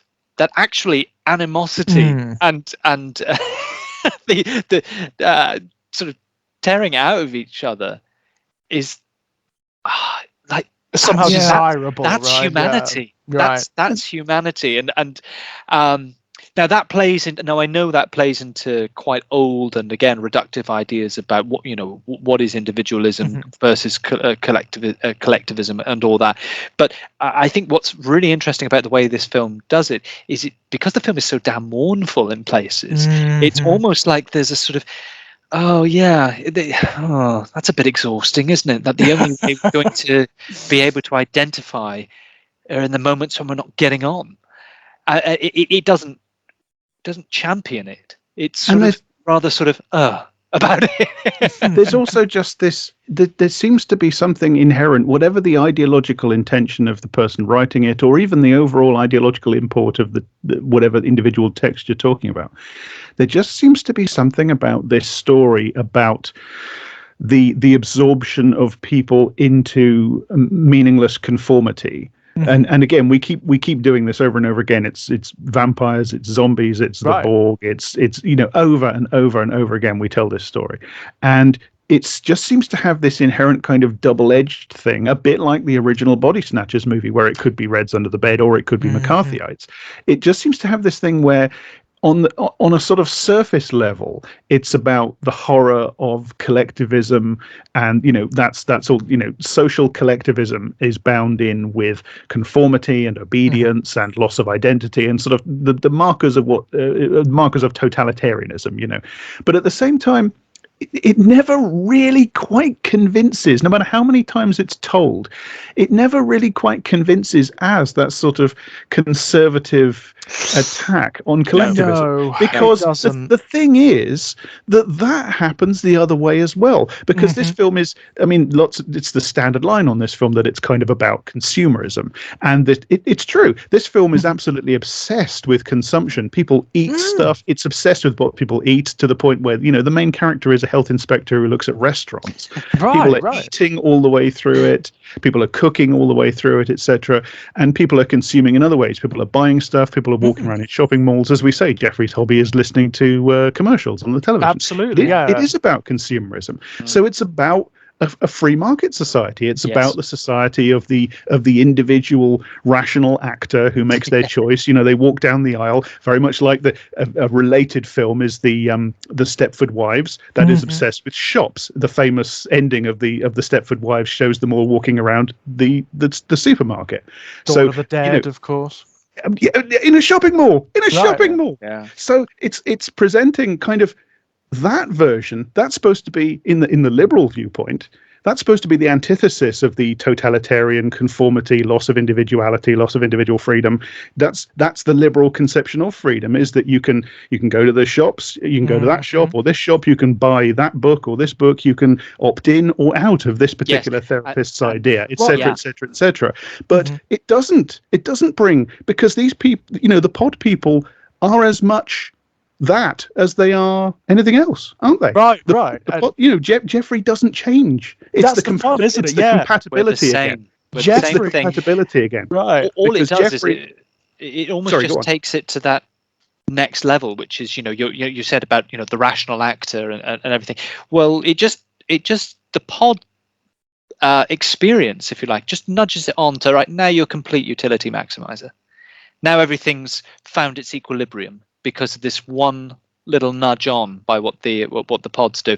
And as I was sort of saying at the beginning with how this film, and they, of course, just to break in, the pod people express the benefits of their condition through talk of freedom. They say you'll be free. Yeah. That's it. And as I said, when I'm right back at the beginning, and I was saying that sort of neoliberal inflection that runs throughout the film of, like, we'll use the things that you romanticized about, appreciated in some way, and will weaponize them. Hippie culture, flower power is weaponized. This is where it kind of joins up with the sort of what seems like a reactionary complaint about the post-60s world. The hippies have ruined everything by bringing in flower power, etc., etc. This is where it joins up, because what it really ultimately is, I think, is a critique of exactly that sort of search for meaning through individual freedom. Well, it almost seems like a pun, because, I mean, they were the Me Too generation, and it almost seems like the pod people are saying, yeah, me too. You're me too. Right. It almost seems like a colossal pun, which I adore. Yeah. But the uncomfortable fact is that there is something to the reactionary critique of that side of the 60s, because it was, in many corners, in many respects, for many people, it was very self-absorbed and selfish and individualistic and so on. Sexual liberation, in practice, a lot of the time, it meant sexual liberation for the man. Exactly. Yes. In the communes, the washing up still had to be done by the women, etc. You end up with relationships like Elizabeth and Jeffrey, and in a different sort of way, Nancy and Jack, and also the concentration on marital relationships. The whole thing at the book party about the married couple who are kind of they're kind of publicly doing a Dr. Phil thing in front of this party full of people, aren't they? Yes. And it's fascinating, isn't it, that Kibner actually sees in them opportunity, right? He puts on a performance, Yeah. He's not actually helping them. He's not actually giving them any advice that's useful at all. He's not even listening to the woman. He's not, obviously, he doesn't listen to women at all. He doesn't listen to her. He doesn't listen to Elizabeth, right? No, he is selling a product that you can choose to buy or not buy. And of course, the ultimate truth about that kind of system, which says it's just there on the shelf. You can choose to buy it or you can choose to not buy it, and therein lies freedom. The ultimate truth about that sort of system, as we know, is that it saps freedom from human society. You end up with the vision of the world at the end of San Francisco at the end of the film, where paradoxically, the road to serfdom is supposed to be through the sort of totalitarian, the state looking after you like a health inspector. No, it turns out the road to serfdom, to totalitarianism, through, there's the authority figure telling you go here and you go there with the megaphone, etc., sending you into what is essentially a factory for producing pods. It's a factory system at the end, isn't it? That happens through the system of the pod people. I mean, nothing reinforces that in a just sort of a day-to-day life. I mean, years ago, I did a big nationwide tour, and every high street I went on, during the day. There's not much to do. You're waiting for the evening show. So I could be in the last place. I could be, apart from a couple of architectural features, I'm in exactly the same place. Up and down the country, and this is freedom. This is neoliberal freedom. Yeah, right. Yeah. No, I live in Redacted, which is a medieval, very old cathedral town with Tudor architecture, etc., etc. You go to the right part of that town, which up until even like 10 years ago, 15 years ago, was still extremely distinctive. Yep. You go to the right streets in that town, you could be in one of the quieter bits of central London, because it's everywhere is the same now. Yeah, everywhere is the same now. Yeah, cookie cutter. And especially now that every high street is just littered with shops that are just closed. You can walk streets almost uninterrupted in every town in this country now, and you're just walking past empty, closed shops. Yep. Because everything's gone online or onto the out of town. Yes, these vast, cancerous out-of-town shopping centres that all look the same. They are exactly the same. I'm kind of wondering now whether anyone's going to get a hold of this film, because it is one of those films that I think will constantly appear. So it sort of bleeds its way into a lot of different television programs. There was a terrible version of it, wasn't there? That was made, I think, sometimes in the early 90s. Yes, so I understand. I don't think if I did see it, I don't remember it. There's two more remakes. There's a 90s remake which is okay. It's kind of got some interesting noises on it because it's set on an army base, an American army base. Right.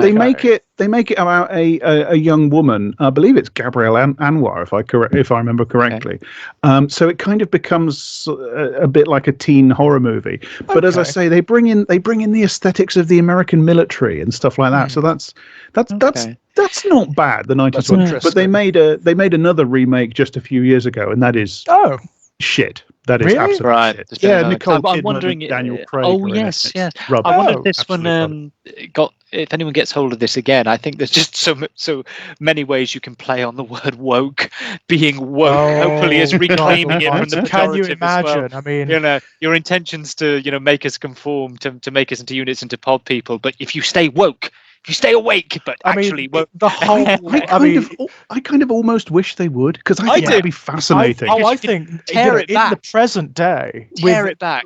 It could be fascinating with the phenomena of like online cults of personality, mega hat, all of that stuff. I just feel like there's something about this concept that just would resist that, probably because it resists all easy political valences. Yes, it's kind of just polyvalent by nature. I mean, one of the most resonant meanings, I think, for me, is kind of pre-political or apolitical, which is just because we are human, we are all destined. Well, if we're lucky, we are all destined to get old and die. So we are all, in a sense, destined to be replaced by ourselves. Me as I am now has replaced me as I was when I was 20, and me when I'm 70, if I live that long, will have replaced me as I am now. And there is just, I mean, one of the central horrific images of this movie is Elizabeth after she's been copied, when her former self or whatever, she and it specifically looks like aging. She goes dry and crackly. She sort of turns to dust. Yeah. Well, that's very. It's not hard to pass what that's ultimately about, of course. Is it? But I think just because it has that, but it has all this other stuff in it. I think, like, if you gave this to Ben Shapiro, right, to his production company, and said, "There you go, Ben. You've got the rights. Make the new Body Snatchers movie. Do it any way you want, Ben. Do it." the way you want to mean what you want it to mean, to say what you want to say, I think he could. It wouldn't work. No, it would It still would bleed still through have with this these other other- things. Yeah. Yeah. Yeah. And just on a very, I mean, it was one of the things it occurred to me when, say, just watching it in preparation for today. So I watched it 2 years after I'd last seen it. But sleep is something deadly is a hell of a good hook for a story. Right. Because it's rather like aging. You cannot avoid it. You can take a few pet pills, you can take some speed, you can drink 20 coffees, but that's terrifying part of the film. It's just using that as, and you're so helpless when you're asleep. Helpless. Well, this fundamental paranoia of going to sleep, and then you have the abyss in between sleep and waking, and the notion that you wake up as someone else is fundamental. I mean, it's something we express now in our current discourses. I mean, have the internet notion of the Mandela effect, the fact that the notion that somehow you can slip between unconsciously and unwittingly between different realities and be a different person in a different context completely and not know it. It feeds into all of these paranoias, and I love it. I love fiction that does that. Even obviously this because it's fiction and it's science fiction, it's putting an extreme on it. If you go to sleep, you're going to wake up as a person. But it really does tap into something. I mean, sleep can be a fearful thing. I mean, it's not just a case of whether you're worried you're going to have maybe someone who has cycles of nightmares or night terrors or whatever. But there is you do descend into something where you are helpless, and the sense of time is really telescoped and strange, and you are very often in darkness, and it's very and I think I get the sense that the older we get as well, the less our relationship with sleep is a calm one. And there'll certainly be points towards the end of our lives, if we live to be older people, where there's that worry that this is the last time I go to sleep, and it's really the social taps aspect.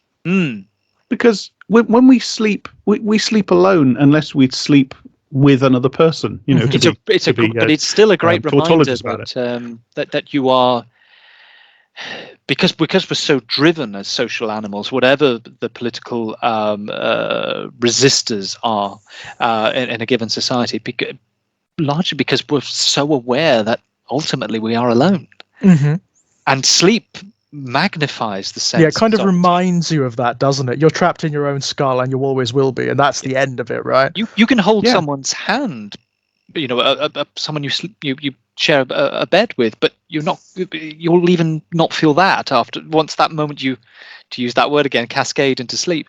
You can't actually dream the same dream as another person. Right. Many cultures throughout human history have imagined that as something, and used it metaphorically to express all sorts of things, but it isn't literally possible to actually be in the same dream as another person. And we want that, because we tell stories about that a lot. There's lots of stories about we invent media that kind of allows us to emulate that. I mean, when we play video games with other people, we're technically kind of sharing a kind of dream, aren't we? A kind of fantasy space, right? Yes, exactly. It has the same effect it's kind of an emulation of what we imagine the effect would be like.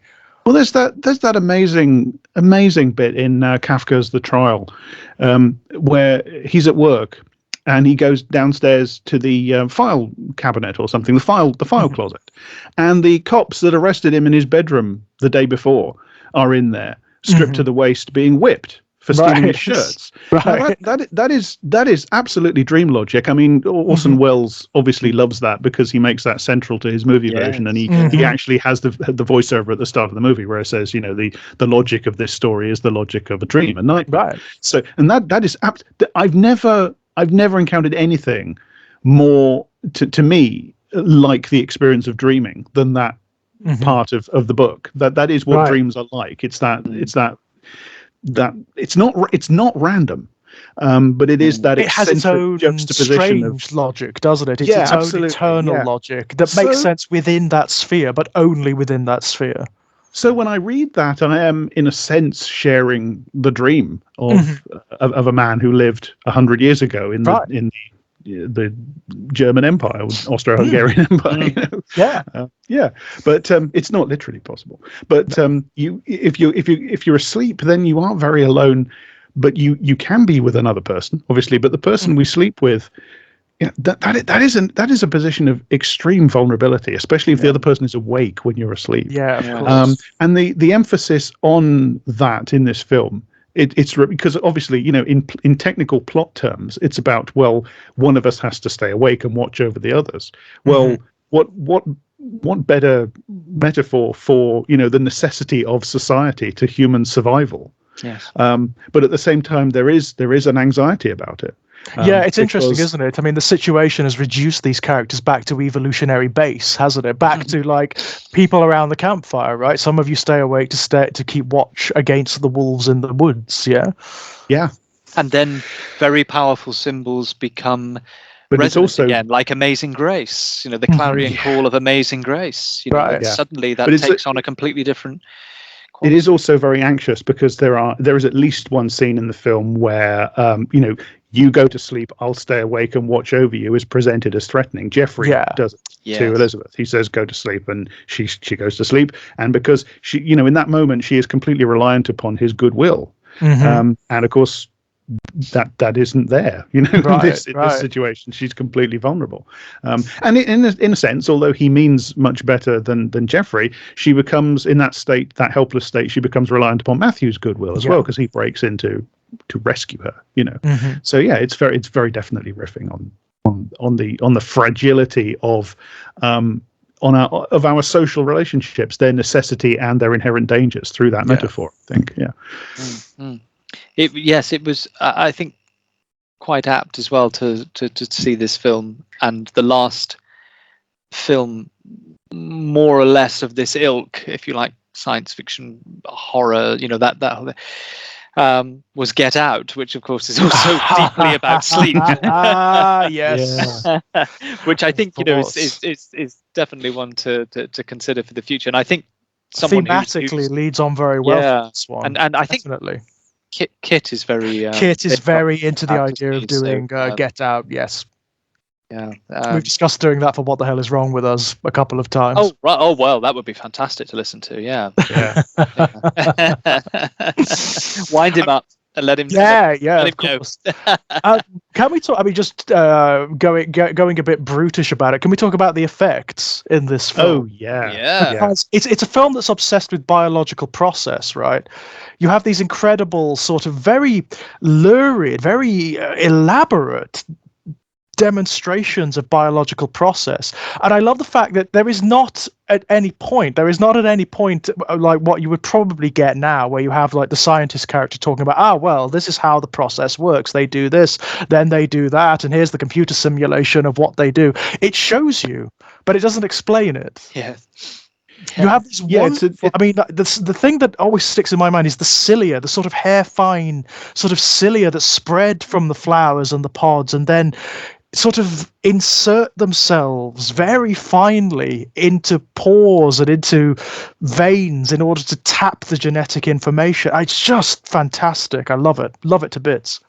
Oh, it's fantastic. Yeah, there's a very definite turn in the media of this point. It's where, you know, it's like the two Lovecraft modes. You know, famously Lovecraft has the two modes where mode one is, I can't tell you about it. It was impossible to describe. And Lovecraft mode 2 is, well, it had 17 eyes and 14 sort of triangular bits sticking out on its left side, and then it had a fin that went, you know, and it's kind of like media to a great extent anyway, flipped from mode 1 to mode 2 somewhere around the 1970s, and definitely from the 1980s, because you get this, whereas the 1950s one, I mean, you see the pods and you see the process of formation, but it's not.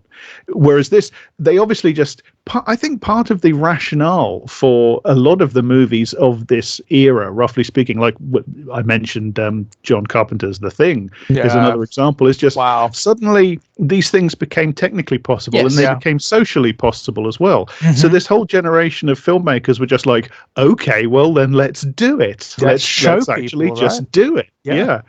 But there's still this, again, we're pre CGI, so we're pre that sort of loss of materiality. Everything's actually material. It looks great. And there's also this, we're pre a related phenomenon in text, which is this obsession with over explaining everything. Of course.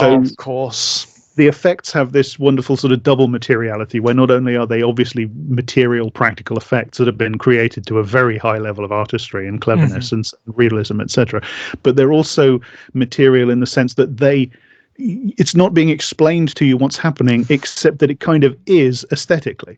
You are watching the process. It is telling you visually, in rough terms, what is happening. It's leaving you to infer what's happening from what's on screen, isn't it? Which I love. I absolutely love that. It is such a much more engaging way of describing process, isn't it? Yeah, and there is an extent to which this is kind of, this and John Carpenter's The Thing are kind of the same movie done in different ways.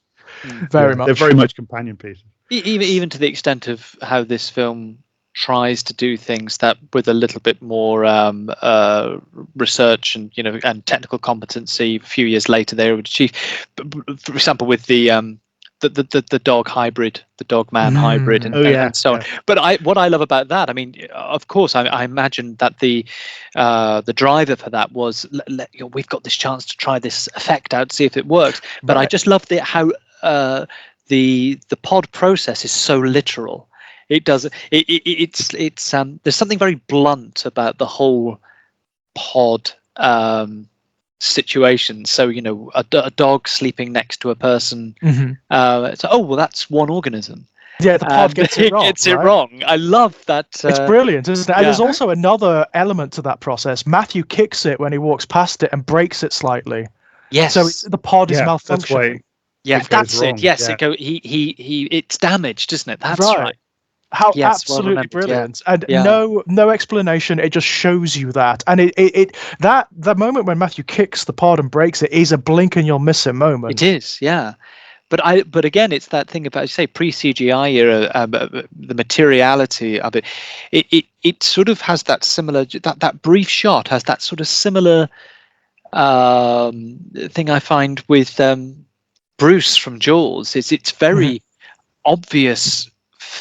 obviously prosthetic, obviously faked, but it's also material, it's real, and it's really unsettling. I mean, I always say that it would be absolutely pointless to the reason, part of the power of Jaws is the thing looks fake, it looks dead, and therefore it's far more frightening than if they jammed in footage of it's sharks. A zombie shark. It's a zombie shark, isn't it? I mean, it just looks like, what the fuck is that? It enters the area of the weird, the uncanny, right? Yeah, it gives it an uncanny valley quality. What's going on here? The thing clearly is lifeless. It's too big, and it's therefore fucking terrifying. Right. In a way, as I say, the CG sharks that they've used in countless films since and everything just don't work. They don't have that. They don't give you that sense of I don't like this, and yet I'm sort of drawn to it. And it's very similar with the hybrid, the dog man hybrid. Is that I know if I were a kid that I'd be rewinding it and rewinding it, trying to sort of make some kind of sense of it.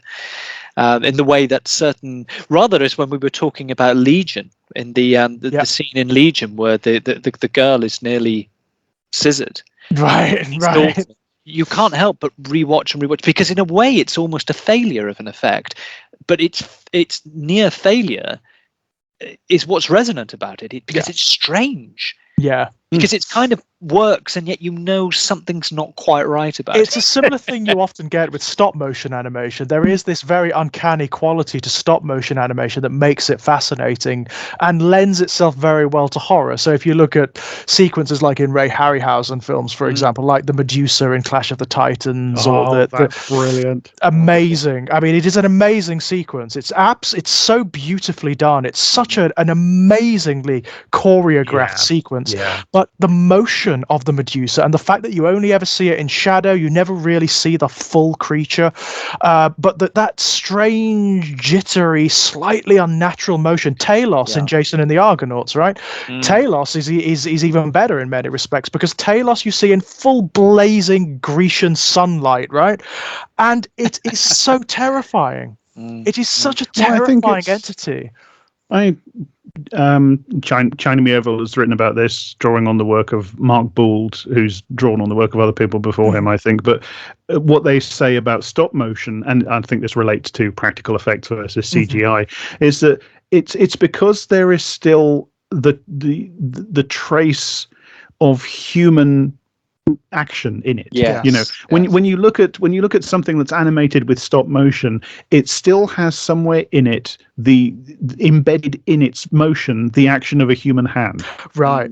Which CGI just doesn't. And this kind of links up with the dog man hybrid thing in this movie, in Invasion of the Body Snatchers, because that happens, as we've noted, because the pod gets kicked mid-process. Well, what does that mean? That means that this is an analog process, isn't it? Yes. Yeah. It's not a digital process. Not a digital process. Analog That's process. very, very good.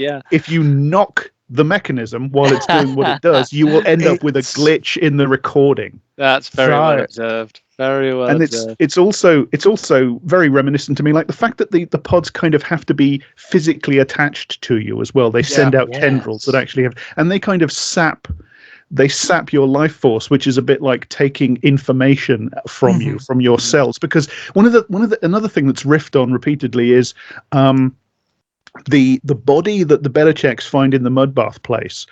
They talk about it being fetal, unformed, like it's not fully grown yet, despite the fact that it's adult size. Right. Well, that's like information isn't there yet. We have the rough outline, but we haven't added the details. The information hasn't been imported, and that becomes all the more meaningful when you look at the process. When you see it just laid out for you, you start to see Matthew going smooth, going blank. It's not just that he's being copied, he's actually, information is being taken from there's a transference. There is a kind of vampiric thing to it, but it is a physical analog process where information is taken and moved. And it reminds me of being a kid and adults copying VHS videotapes by two video recorders next to each other with physical cables. This stuff from my childhood. Which links back to loads of stuff we've did that a few times. I remember doing that myself. Cripes as a kid. But it links back to so much that we've talked about in terms of horror and the stuff that horror is on about on a fundamental level, expressed through the medium of media. Well, how many sort of like texts of horror actually express these exact anxieties? Frankenstein is this. Dr. Jekyll and Mr. Hyde are this. Dracula is this. It just goes on and on and on. It cascades, doesn't it? Night of the Living Dead is when this. when you become a vampire, how much of you is left? How much of the creature is how much of Jekyll survives into Hyde, and how much Hyde is there in Jekyll? Yeah, it's great. That's very true. And it's about identity ultimately. When you boil it down to its absolute base salt element, it's about identity. It's paranoia over identity. But the beauty is how it finds this moment, because this moment is the media moment. It is the moment of recording. It is the moment, and that's why it resonates so powerfully through these films. And I think it's perhaps not surprising that either the films we've really focused on are from this period, or they evoke this period, as in Barbarian Sound Studio. Right. It's a really potent moment where, because everything is, well, as Jack was saying earlier, if you just take into account that it's only 20 years from the first one, and the advances are enormous in 20 years, whereas the next 20 years is much slower in terms of breakthroughs and so on. Well, so much of the cinema from this era seems to be just like America looking around at itself and kind of going, whoa, what the fuck happened there? Bewildered, traumatized, right? Traumatized, not knowing who it is, where it is, what it is. After like a bender, right? After some sort of drug-fueled bender, not knowing, like bloodied, bruised. Well, that's it. I mean, the 50s really mean something, or meant something to American society. And I think in a kind of way that the 60s does to British society. I think it's sort of a decade, culturally I'm talking more than politically, socially, and the feeling that so much had decayed or gone wrong, and it's a long point, isn't it? The long 70s, the long 80s, the long 90s, and then this difference of perception that really almost comes with the force of the ideological information that comes politically now after 9/11. How much that was forced on the American people. They were forced to imbibe a narrative, but for almost 3 decades, like, where are we? What are we doing? That era, compounded by things like Watergate, compounded by things like, oh my God, it's no longer apple pie. We can't trust the government. Even though there was always some cynicism about the government anyway, and that goes right down through into the Constitution and the statutes and everything. But the most powerful country on earth at that time, completely at sea for about 3 decades with its identity and everything. Very interesting text to think, or nest of texts to think about in this respect, is Stephen King's It. Yes, because of course, that is intensely about, like a guy who he's alive in the 80s, and he feels like a time traveler from the 1950s, because we do. I mean, I feel like a time traveler from the early 1990s. When I look around, that's just life. We get replaced by ourselves, as I say. And he's, he writes this book which is intensely about, well, there was me in 1950 whatever, and now there's me in 1980 whatever, and he's doing this enormous book. He's doing this thing that American texts did to a huge extent. He's doing that, looking around and going, "What the fuck happened there?" What happened? And this is why the movies don't work, because they relocate it. They make it the 80s and the present day. Right. And there's just something fundamentally about, I mean, I like the first movie. It's okay. The second first one's all right. The second one is a bloody mess. It's just a bloody mess. Really work, because the story is just on some fundamental material level. I think it's just about the 50s and the 80s. I think it just is, because between them we have, of course, the 60s and the 70s. Right. And that is that great chasm that we talked about at the start. Yeah, and I should say, really, white the interesting thing about Stephen King's view of it is not that he feels like something went wrong. The entirety of it, for everything that's wrong with it, is that he's saying, well, there was something wrong in the 50s, and we still haven't sorted it. Exactly it. Yeah, which that's where. Of course, that's the whole impetus of a lot of Lynch stuff, isn't it? Because that's where he was a child of the 50s. It's like, there was something here all the time. Again, it's Lovecraftian. There was something here all the time. There was some nightmare. There was some cancerous growth. There was something. And we tidied it up and we put nice picket fences around it, but it's just been allowed to grow and mutate and get into all parts of society in the most insidious of ways. And then it's no wonder, by the 70s, the 50s kids have grown up. No wonder they're all fucked up, making films like this. And of course, they're revisiting the films of their childhood and doing this to them. I mean, Carpenter with The Thing, he's remaking The Thing from Another World, which I'm sure he was a fan of, a childhood fan. This is a remake of a film from that same period. It's the kids who have grown up re-looking at the things they adored and finding a different kind of horror in them. Yeah, Well, even Star recontextualizing Wars is them. that, isn't it? Yes, yeah. I mean, Star Wars, for all that, again, for all that's wrong with Star Wars, the original film is certainly, it's kind of like a 50s kid getting to the 70s and thinking, well, I want to make one of those movies that I loved when I was a kid, or one of those B features that I loved when I was a kid about Flash Gordon or whatever. But it ends up about Vietnam and all sorts of stuff, fascism and genocide, and and it cannot help it, can it? It cannot help it. It is a product of its culture. You cannot divorce it from those images. I mean, for God's sake, the big villain is a big lightsaber wielding Nazi, right? Yeah. And the odd thing about going back to that 77 one, I don't do it very often, but I know the last time I saw it was a few years ago now, maybe 5 or 6 years ago. And I remember thinking, this film's nothing like what we say it is. We have this notion of this film being big and positive and romantic and heroic, and it's not. No, it's unsettling. It's dirty looking. It's empty. huge boring chunk of that movie, almost the entire first third, is two escaped slaves wandering around and then getting recaptured and bought and sold again. Right. It is the most extraordinary film. There's nothing like, and even it's the things which are developed in very, very different ways. They have a certain pleasing distance on them. I mean, I think the original explanation for who Anakin Skywalker is far more interesting. It's better. Yeah. No, that sets up something that's almost Shakespearean. The really interesting thing, it's more mythical. Much more mythical. The thing about Star Wars, everybody says, is it's based on this myth and that myth and Campbell and the hero with 1,000.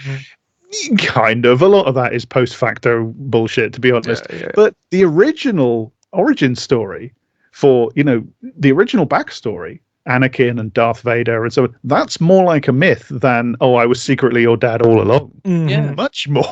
It's things like, they literally end up in the shit at one point. I mean, they end up in garbage, but it was one of the things that as I say, it's a few years ago now since I've seen it, but I thought, apart from the and this is not, this is where you end up falling into the trap of using of thinking along the lines of Hollywood focus groups.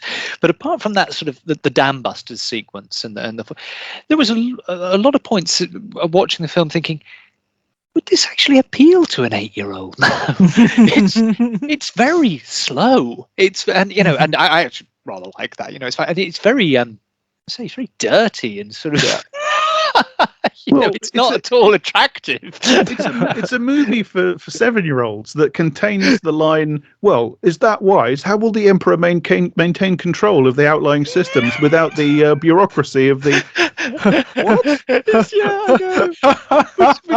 I know George, you won't be so familiar, but older Doctor Who does that kind of thing all the time as well. Where it's full of like middle-aged men in rooms talking about policy and bureaucracy, and you think, I was watching this age 7, 8. What's going on? They do try to emulate those factors in the prequels, of course, and it just falls flat on its face. It's just garbage. But it doesn't seem so throwaway. It's because it has been orchestrated to be in there, whereas in the original, it's throwaway. It's just detail. Exactly. And of course, it's delivered by these British actors who are used to doing that sort of thing in rep, so they kind of know to throw that shit away as actors.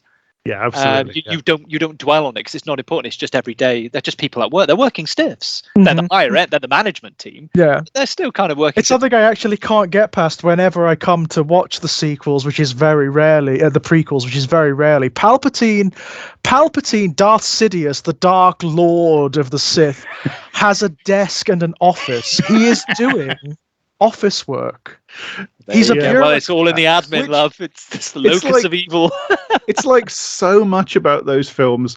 I so want to like it. Yeah, I know, right? But it just don't. Can't. No, it can't stick it, can it? Somehow, there's like a pervasive just inability to do what the film clearly wants to do.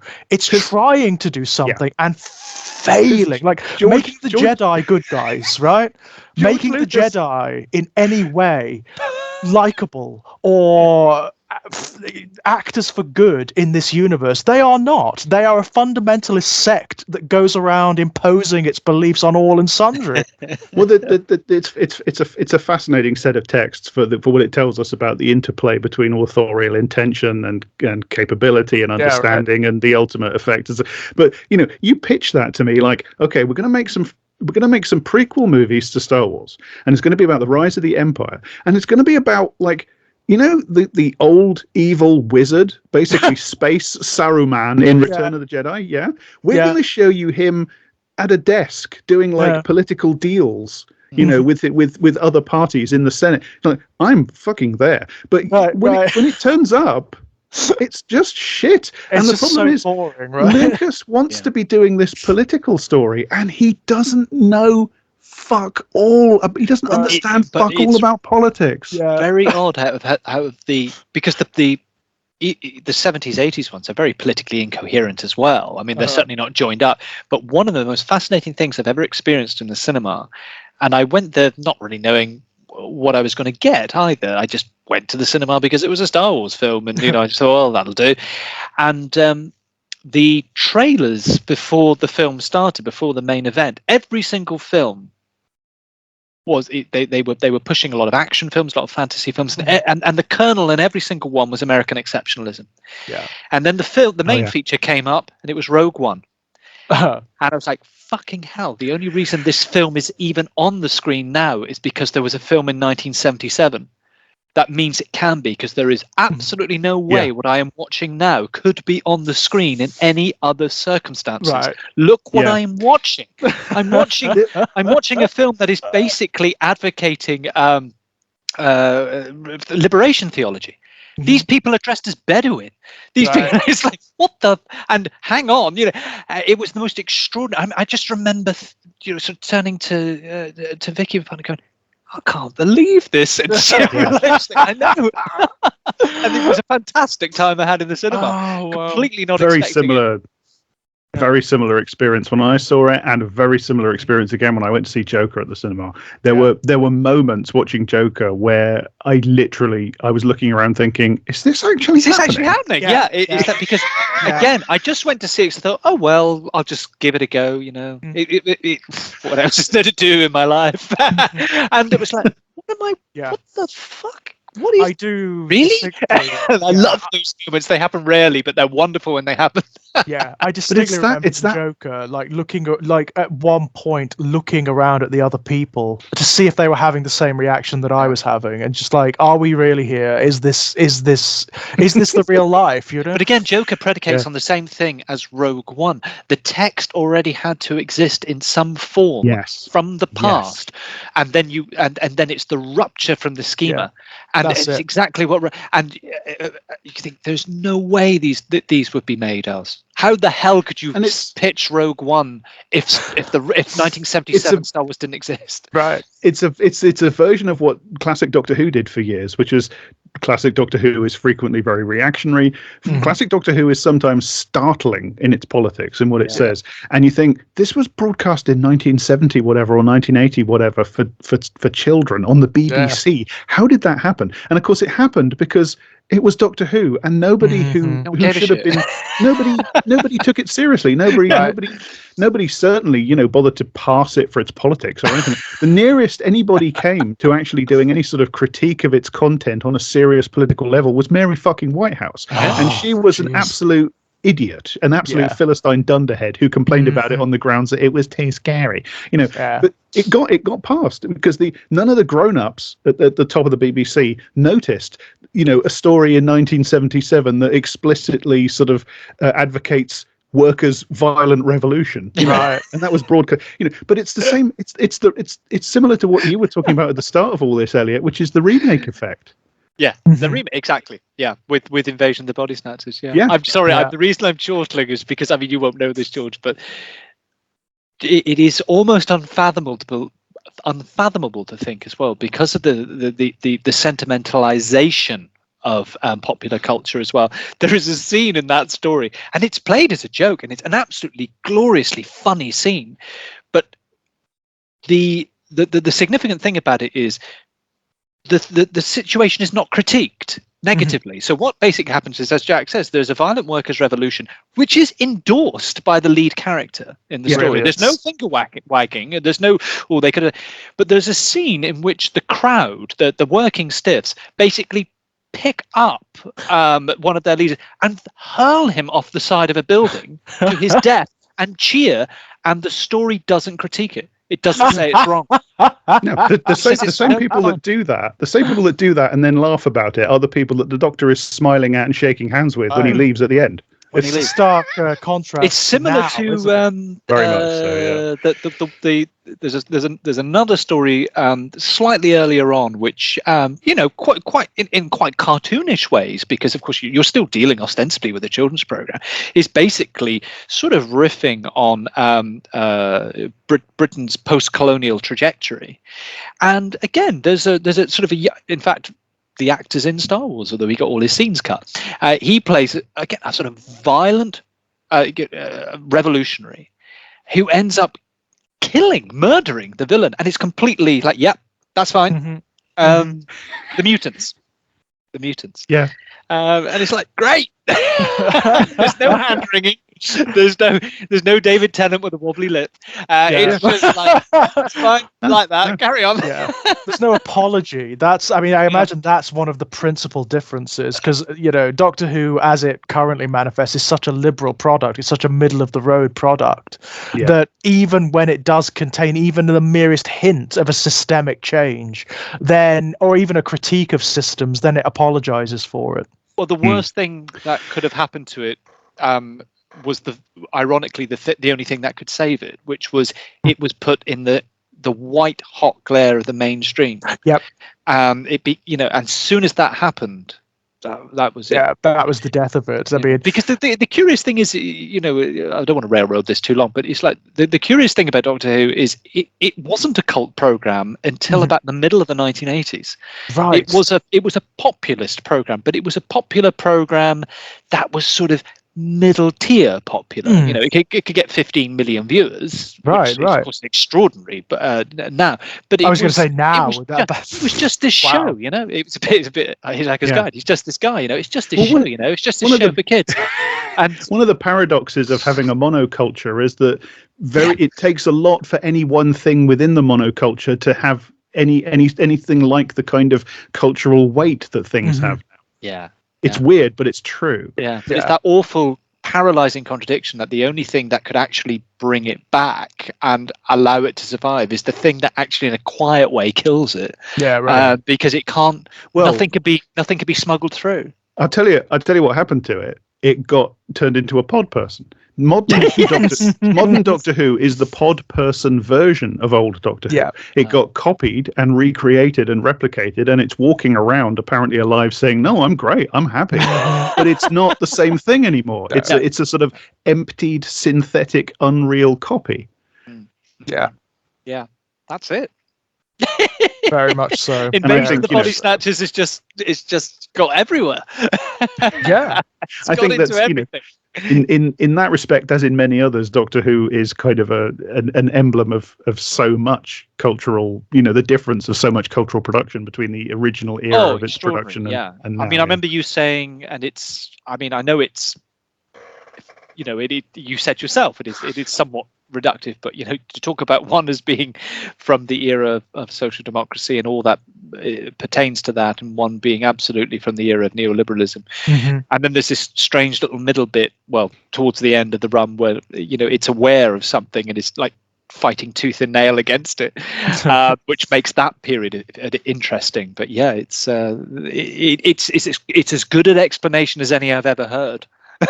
Quite frankly, no matter how reductive it might seem, it's still a pretty, that you can classic Doctor Who, new Doctor Who, no, social democratic Doctor Who, neoliberal Doctor Who. Love it. The other thing, I just want to mention one thing before we shut up shop, which is I love the way the team. The sort of mystery machine team that we end up with briefly in the middle of the film. I love the way they get separated, because Jack Belichick suddenly has this totally unexpected and yet when it happens, it's totally in character. Perfect Moment of sense, heroism where he says, Yes. you go, and he runs at them screaming defiance. And if that wasn't wonderful enough, Nancy then says, fuck you, you're not this woman who you would previously have thought completely beaten down. She has this moment where she effectively says, no, you're not going on your own, I'm coming too. Yeah. And it's actually, And they run off together in a very nihilistic film in some ways. I think the decision to do that and not overdo it is just it's the modicum of romance that film needs. It's Heroism. really, it's lovely. It's a great moment, and that core of humanity, right? Yeah, you think that they might get somewhere. I mean, they won't. But it's just that little lift before the. And then, of course, it brings it all crashing down when he reappears and you realise that it didn't work. He's been taken. Belichick is now a pod person. Yeah. And he's now in lockstep with Kibner. Right, of course, you get that wonderful line from Bennett where he actually says, and it's almost played for laughs in a very gallows way. You never agreed with a thing he's ever said in your life. Exactly, yeah. And I love that little thing that Nimoy obviously clearly picked up on, which was the disorientating quality of the whole thing that runs through everything, and just made this decision of I'll put a glove on him to suggest that he strained his fingers or something. Oh yeah, because I often thought weird glove, it was Nimoy might have actually genuinely hurt himself. It's like the old Straw Dogs thing where everyone's wandering around in slings and stuff because the actors would genuinely had accidents. It was a set, a shoot that was fraught with accidents. T.P. McKenna ended up nearly breaking his arm, so he's got a sling on him. I thought, well, it's probably just that, Nimoy strained his finger. No, he did that as a, it's just going to be a thing I put in. It's just to suggest significance for the audience. There's no significance there. It's almost like a red herring, right? That's an intelligent actor at work because, in a sense, that's what the film is about. Finding significance in things which turn out to be empty. And doesn't he do a lovely job? He's really good in this. I think he's fantastic in this. He's absolutely superb. And I think one of the reasons he's so good is I think he's, as an actor, I think he's absolutely desperate to show another facet of his of what he can do. And he goes for it. But he goes for it in the most entertaining way. It would be very easy in that situation, and you could totally understand and forgive him if he went too far. If he sort of grabbed it with both hands and started gnawing on the scenery. But actually, it's quite a quiet, modulated, underplayed performance, and mostly done through expression. But then that's right. That's kind of Nimoy's strength, which is, for better or worse, the poor guy, he got caught with Spock, but at the same time, it was a great career for decades. It's kind of why he was perfect for that sort of material, because it was kind of his great strength as an actor, which was bringing this dignity to material that's, on the face of it, kind of daft. Right. Yeah, exactly. In fact, I think this film plays that tension very well. I mean, it's not changed the title. It's quite happy using the lurid B movie 1950s title, Invasion of the Body Snatchers. It's not afraid, but it plays a very interesting game with that, and therefore it does kind of manage it to have its cake and eat it. The other thing I wanted to mention, I forgot to mention earlier, was one of my favorite sequences in the film is the sequence where Bennell is trying to warn the authorities, and you have this amazing protracted sequence with kind of montage of him going about his business, in the office, and he's on the phone, and he keeps on. You get this dub of all these phone calls that he's having, where people are saying, "Oh, you haven't told anybody about this, have you? Because we want to start a panic." And I'll get the mayor on line 3 and stuff like this. Oh yes, and it builds up into this suffocating, despite the fact that at every stage people are apparently believing him and taking him seriously and saying, "Yes, we're going to act on this. Don't worry. It's under control." Despite that, just the way it's shot and the way it's scored and the way the voices work and everything, it builds up to this suffocating, just, he's fucked. He's surrounded by officialdom that is making all the right noises, and they're all in on it. Right. And there's nowhere to go. We're sort of back to the kind of wonderful absurdities of Kafka, which you mentioned earlier, the trial. It could easily, it's just like it's just slipped into a more unnerving dimension, but it's riffing on a very similar thing. And I mean, it is part the of the 70s irony of that conspiracy. situation, of course, Yes, is of course. it with the systems as conflated and bureaucratic and mired in just redundancy as they are, it doesn't even matter if the people on the other end of the phone are pod people or not. No, because it is ambiguous. Right. Yeah. It could just be that he's running up against the necessary problematics of the system, Like the people that are walking around on the streets of San Francisco, barely reacting to people being run down in the street, just sort of looking weird. It could just be the way it is these days. Yeah, right. That's kind of the point of the movie, Yeah. And again, it's uses that a kind of compatibility. hopelessness. Yeah, it's brilliant. It is a genuinely brilliant thing. Yeah, the thing that's happening to this world is the thing that this world is already primed for, that's already underway in a way before the pods arrive. If the pods don't arrive, it doesn't matter. The process is going to happen, isn't it? It's just this is the acceleration of it. That's all. And I think, as I said earlier, I think it's antennae. The people involved in it, their antennae must have been quivering about this emerging thing, this emerging logic to how we were going to be living our lives, which was going to accelerate through the 1980s, and and if not, well, what a great coincidence. Right. I mean, the funny thing is as well, you have like the emergence throughout this entire period of different kinds of media. You have like cinema, television, etc., etc. So you're having simulacra everywhere anyway. With this, this simultaneous dissolution of prescribed identities or certainties of identity, and that seems to be part of what the film is commenting on. Well, you said earlier that it just seems to be foundational to the horror genre. I would say to the Gothic, this concentration on doubling on the other self, the repressed self, the returning self, and the meaning of individual identity and the way in which our status as material beings undermines that. There's something about the entire Gothic genre that is just, bourgeois civilization recoiling in horror from the very vulgar materialism that it is built on. And I think in this moment of profound social crisis after the 60s had broken up and an entire society's view of itself, and it's trying to put itself back together, and it's just on the eve of neoliberalism, you do get this rash of stories. You get them in Doctor Who. Honestly, constant about replicas and simulacra and copies. Spearhead from Space. Doctor Who fans will know that one I'm talking about.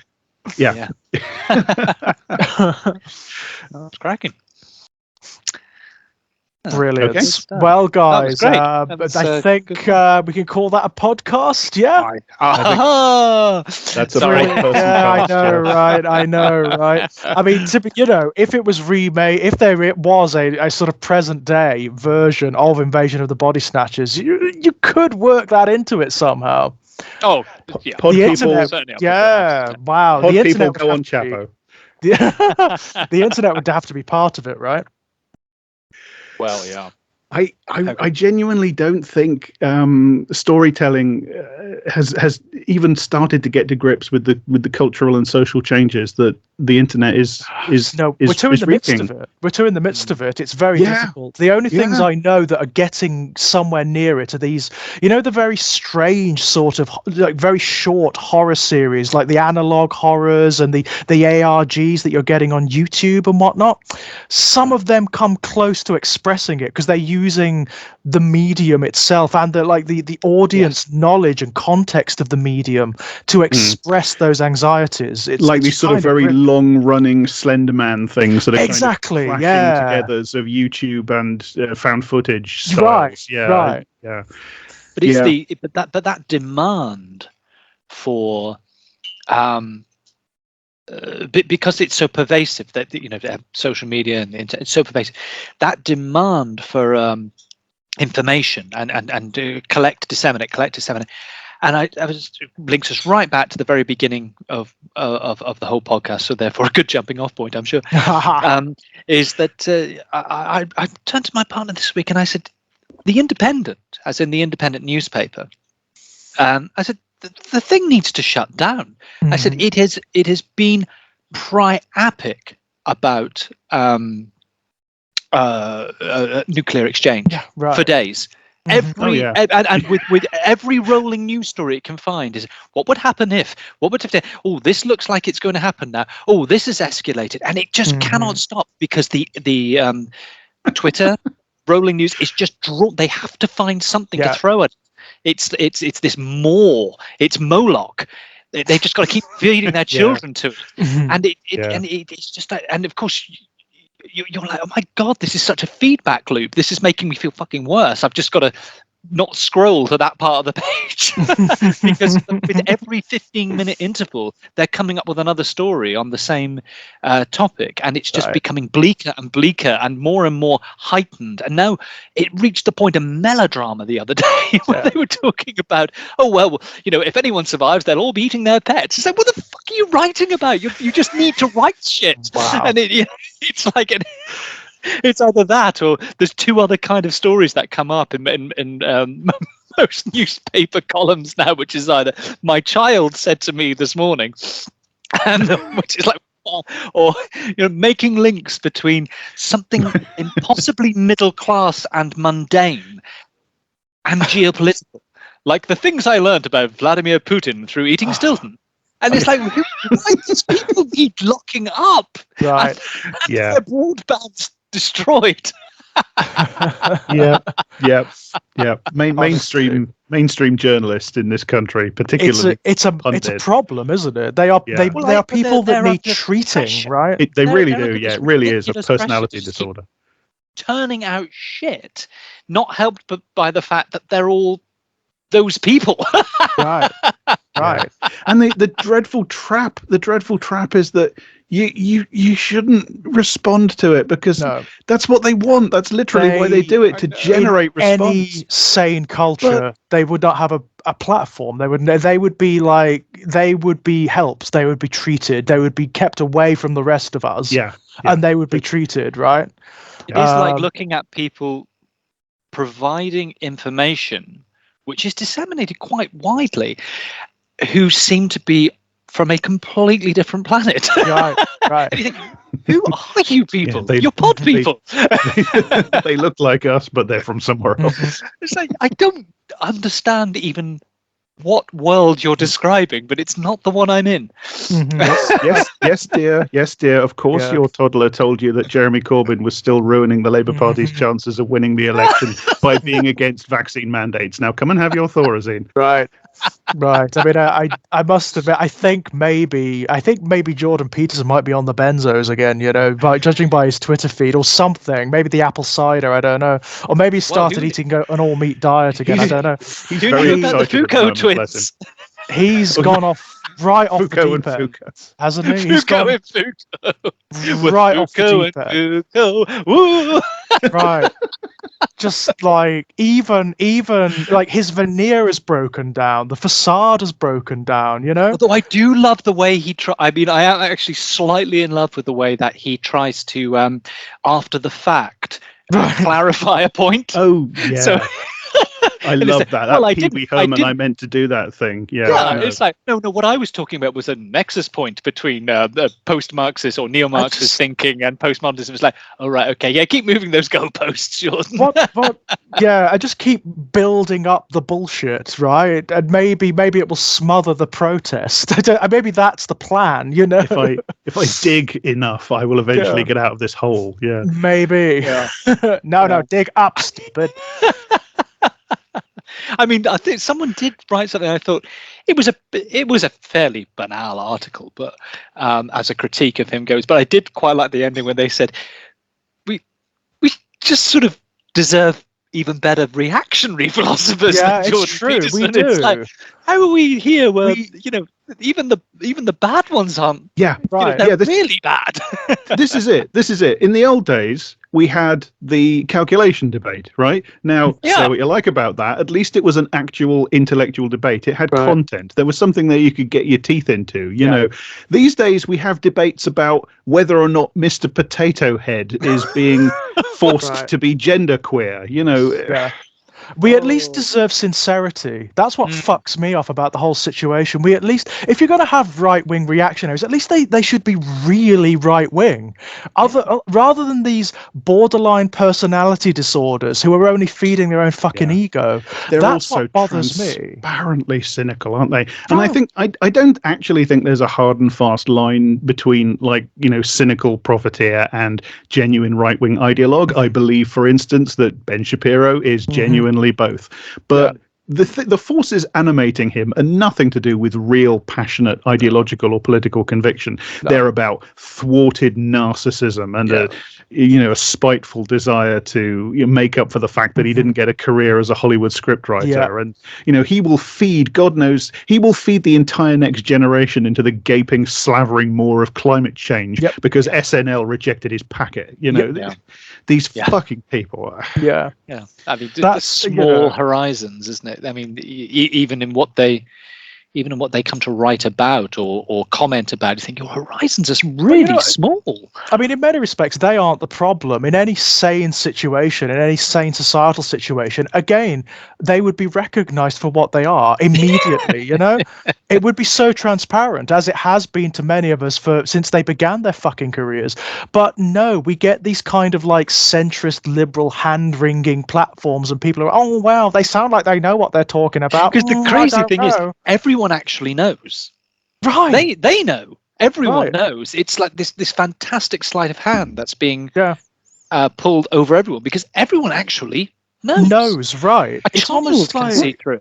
The thing is, these people don't have arguments. They don't have facts on their side. They don't have arguments they can make. They've got nothing. But because the world is the way it is, we apparently have to have them. They have to be there. Yeah. So it's like. It's like the ballet is forced to half the company has to be non-dancers. Yes. Right, it is exactly. This is what I bring up to people who say, "Well, oh well, they deserve to have their say." Well, okay. You, Joe the plumber, are invited to a symposium of neurosurgeons to give your perspective, right? Yeah. Right? Do you go? Or do you say, well, actually, no, because I can't bring anything to the fucking conversation. All I can do is derail it. Yes, but that scrambling of and it's clear narratives is obviously, is of course very useful to certain people.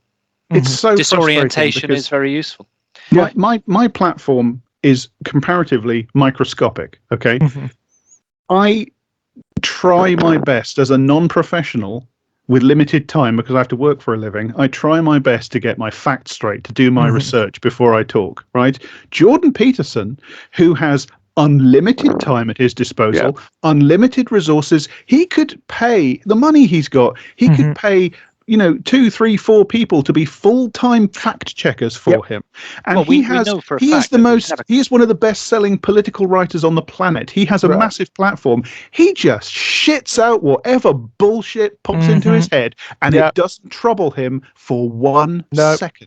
Clearly doesn't even read the Wikipedia pages about what he talks about. You've just taken the words out of my mouth. I said, this is someone who has clearly never cracked the spine on Capital, or he's never cracked the spine on Adorno's The Culture Industry, or McLuhan's Understanding Media. All these people he has a go at. He's never cracked the spine on their work. Well, famously, he turned Foucault's The Order of Things. No. Yeah.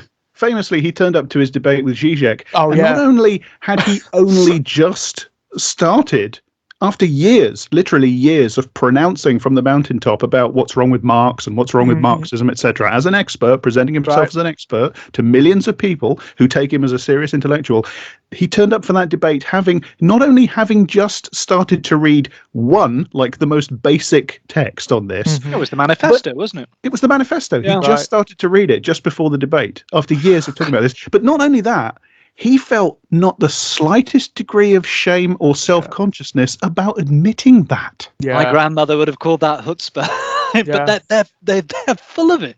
Yeah, it's the unbelievable chutzpah. Where you're like, it is that staggering realization. It's that staggering realization that you with your, with your like one module of critical theory for your bachelor's degree have done more reading and know more about Marx and Derrida and postmodernism than fucking but Jordan it's the Peterson, classic Sam Harris aficionado. Oh well, you've taken him out of context. Oh no, he didn't mean that. It's like, oh fuck off. Yeah, the fans are the worst. Jordan Peterson's fans are the fucking worst because they are cultists. They are absolute fucking cultists. This is why, and the projection people as well, like Peterson because the first people to say that, people who follow you tap into postmodernist thing. I mean, I'm not a great advocate of a lot of postmodernists. Or Marx, which I am. Marx is a cult. It's like, really, from the position you're starting from, you're going to call someone else. This is the other thing about Peterson. He doesn't seem able to open his mouth without giving himself away. Right. Exactly. Almost everything he says is projection. All his criticisms are descriptions of himself over and over again. The man just monologues about himself, and he calls the bad bits of himself Derrida. But he does it because he knows it's fine, because he knows it won't impact his popularity or his book sales one iota. No. And that's because his audience fundamentally don't care. They don't care about truth. They don't care about reality. They don't care about facts. They don't care about good argument. All they care about is dominion, and he's giving them that, right? Well, they're not interested in the actual ideas, the actual content of the ideas, even to seriously grapple with ideas that they've already decided they want to disagree with. I mean, that's a thing. We've all done that. We've all cracked a book. I've read Mein Kampf. I read Mein Kampf with the pre-existing determination to not like it. I'm happy to admit that to you, right? Yeah. Right. It's fine. You can do that as long as you're honest. As long as you're honest. Okay. Well, the first stepping stone is to realize that we all have a certain amount of motivated reasoning, that we are all susceptible to propaganda. That we are, that's basic. That's hurdle one. Yeah. But that's not what Peterson sells. Peterson doesn't actually sell information or understanding or accuracy. What he sells is a false bomb to people that they have been repeatedly told you're under threat. It's obscurantism is what he sells. He sells an aesthetic. Who? Yeah. All right-wing politics is fundamentally the reduction of politics to aesthetics. What he sells, what they all sell, which is the appearance of Mr. Dr. Academic Smarty Pants Clever Man who knows all about this, who says, yes, 1488 in your basement on the internet, you're right about everything. That's exactly it. That is exactly it. These people are stopping you. You are right in your prejudices, by the way. It's not your fault, it's everyone else's fault. It's the queers, it's the liberals, it's whatever. But he will help himself out by only putting those terms, phrases, and words into air quotes. Of course, that's your get out. If you just wiggle your fingers while you're saying it, I don't even care, like what's in his heart, what's in his mind. Whether he personally hates gay people. At the moment, what's in his mind? What's in his mind is jangling, broken stained glass window.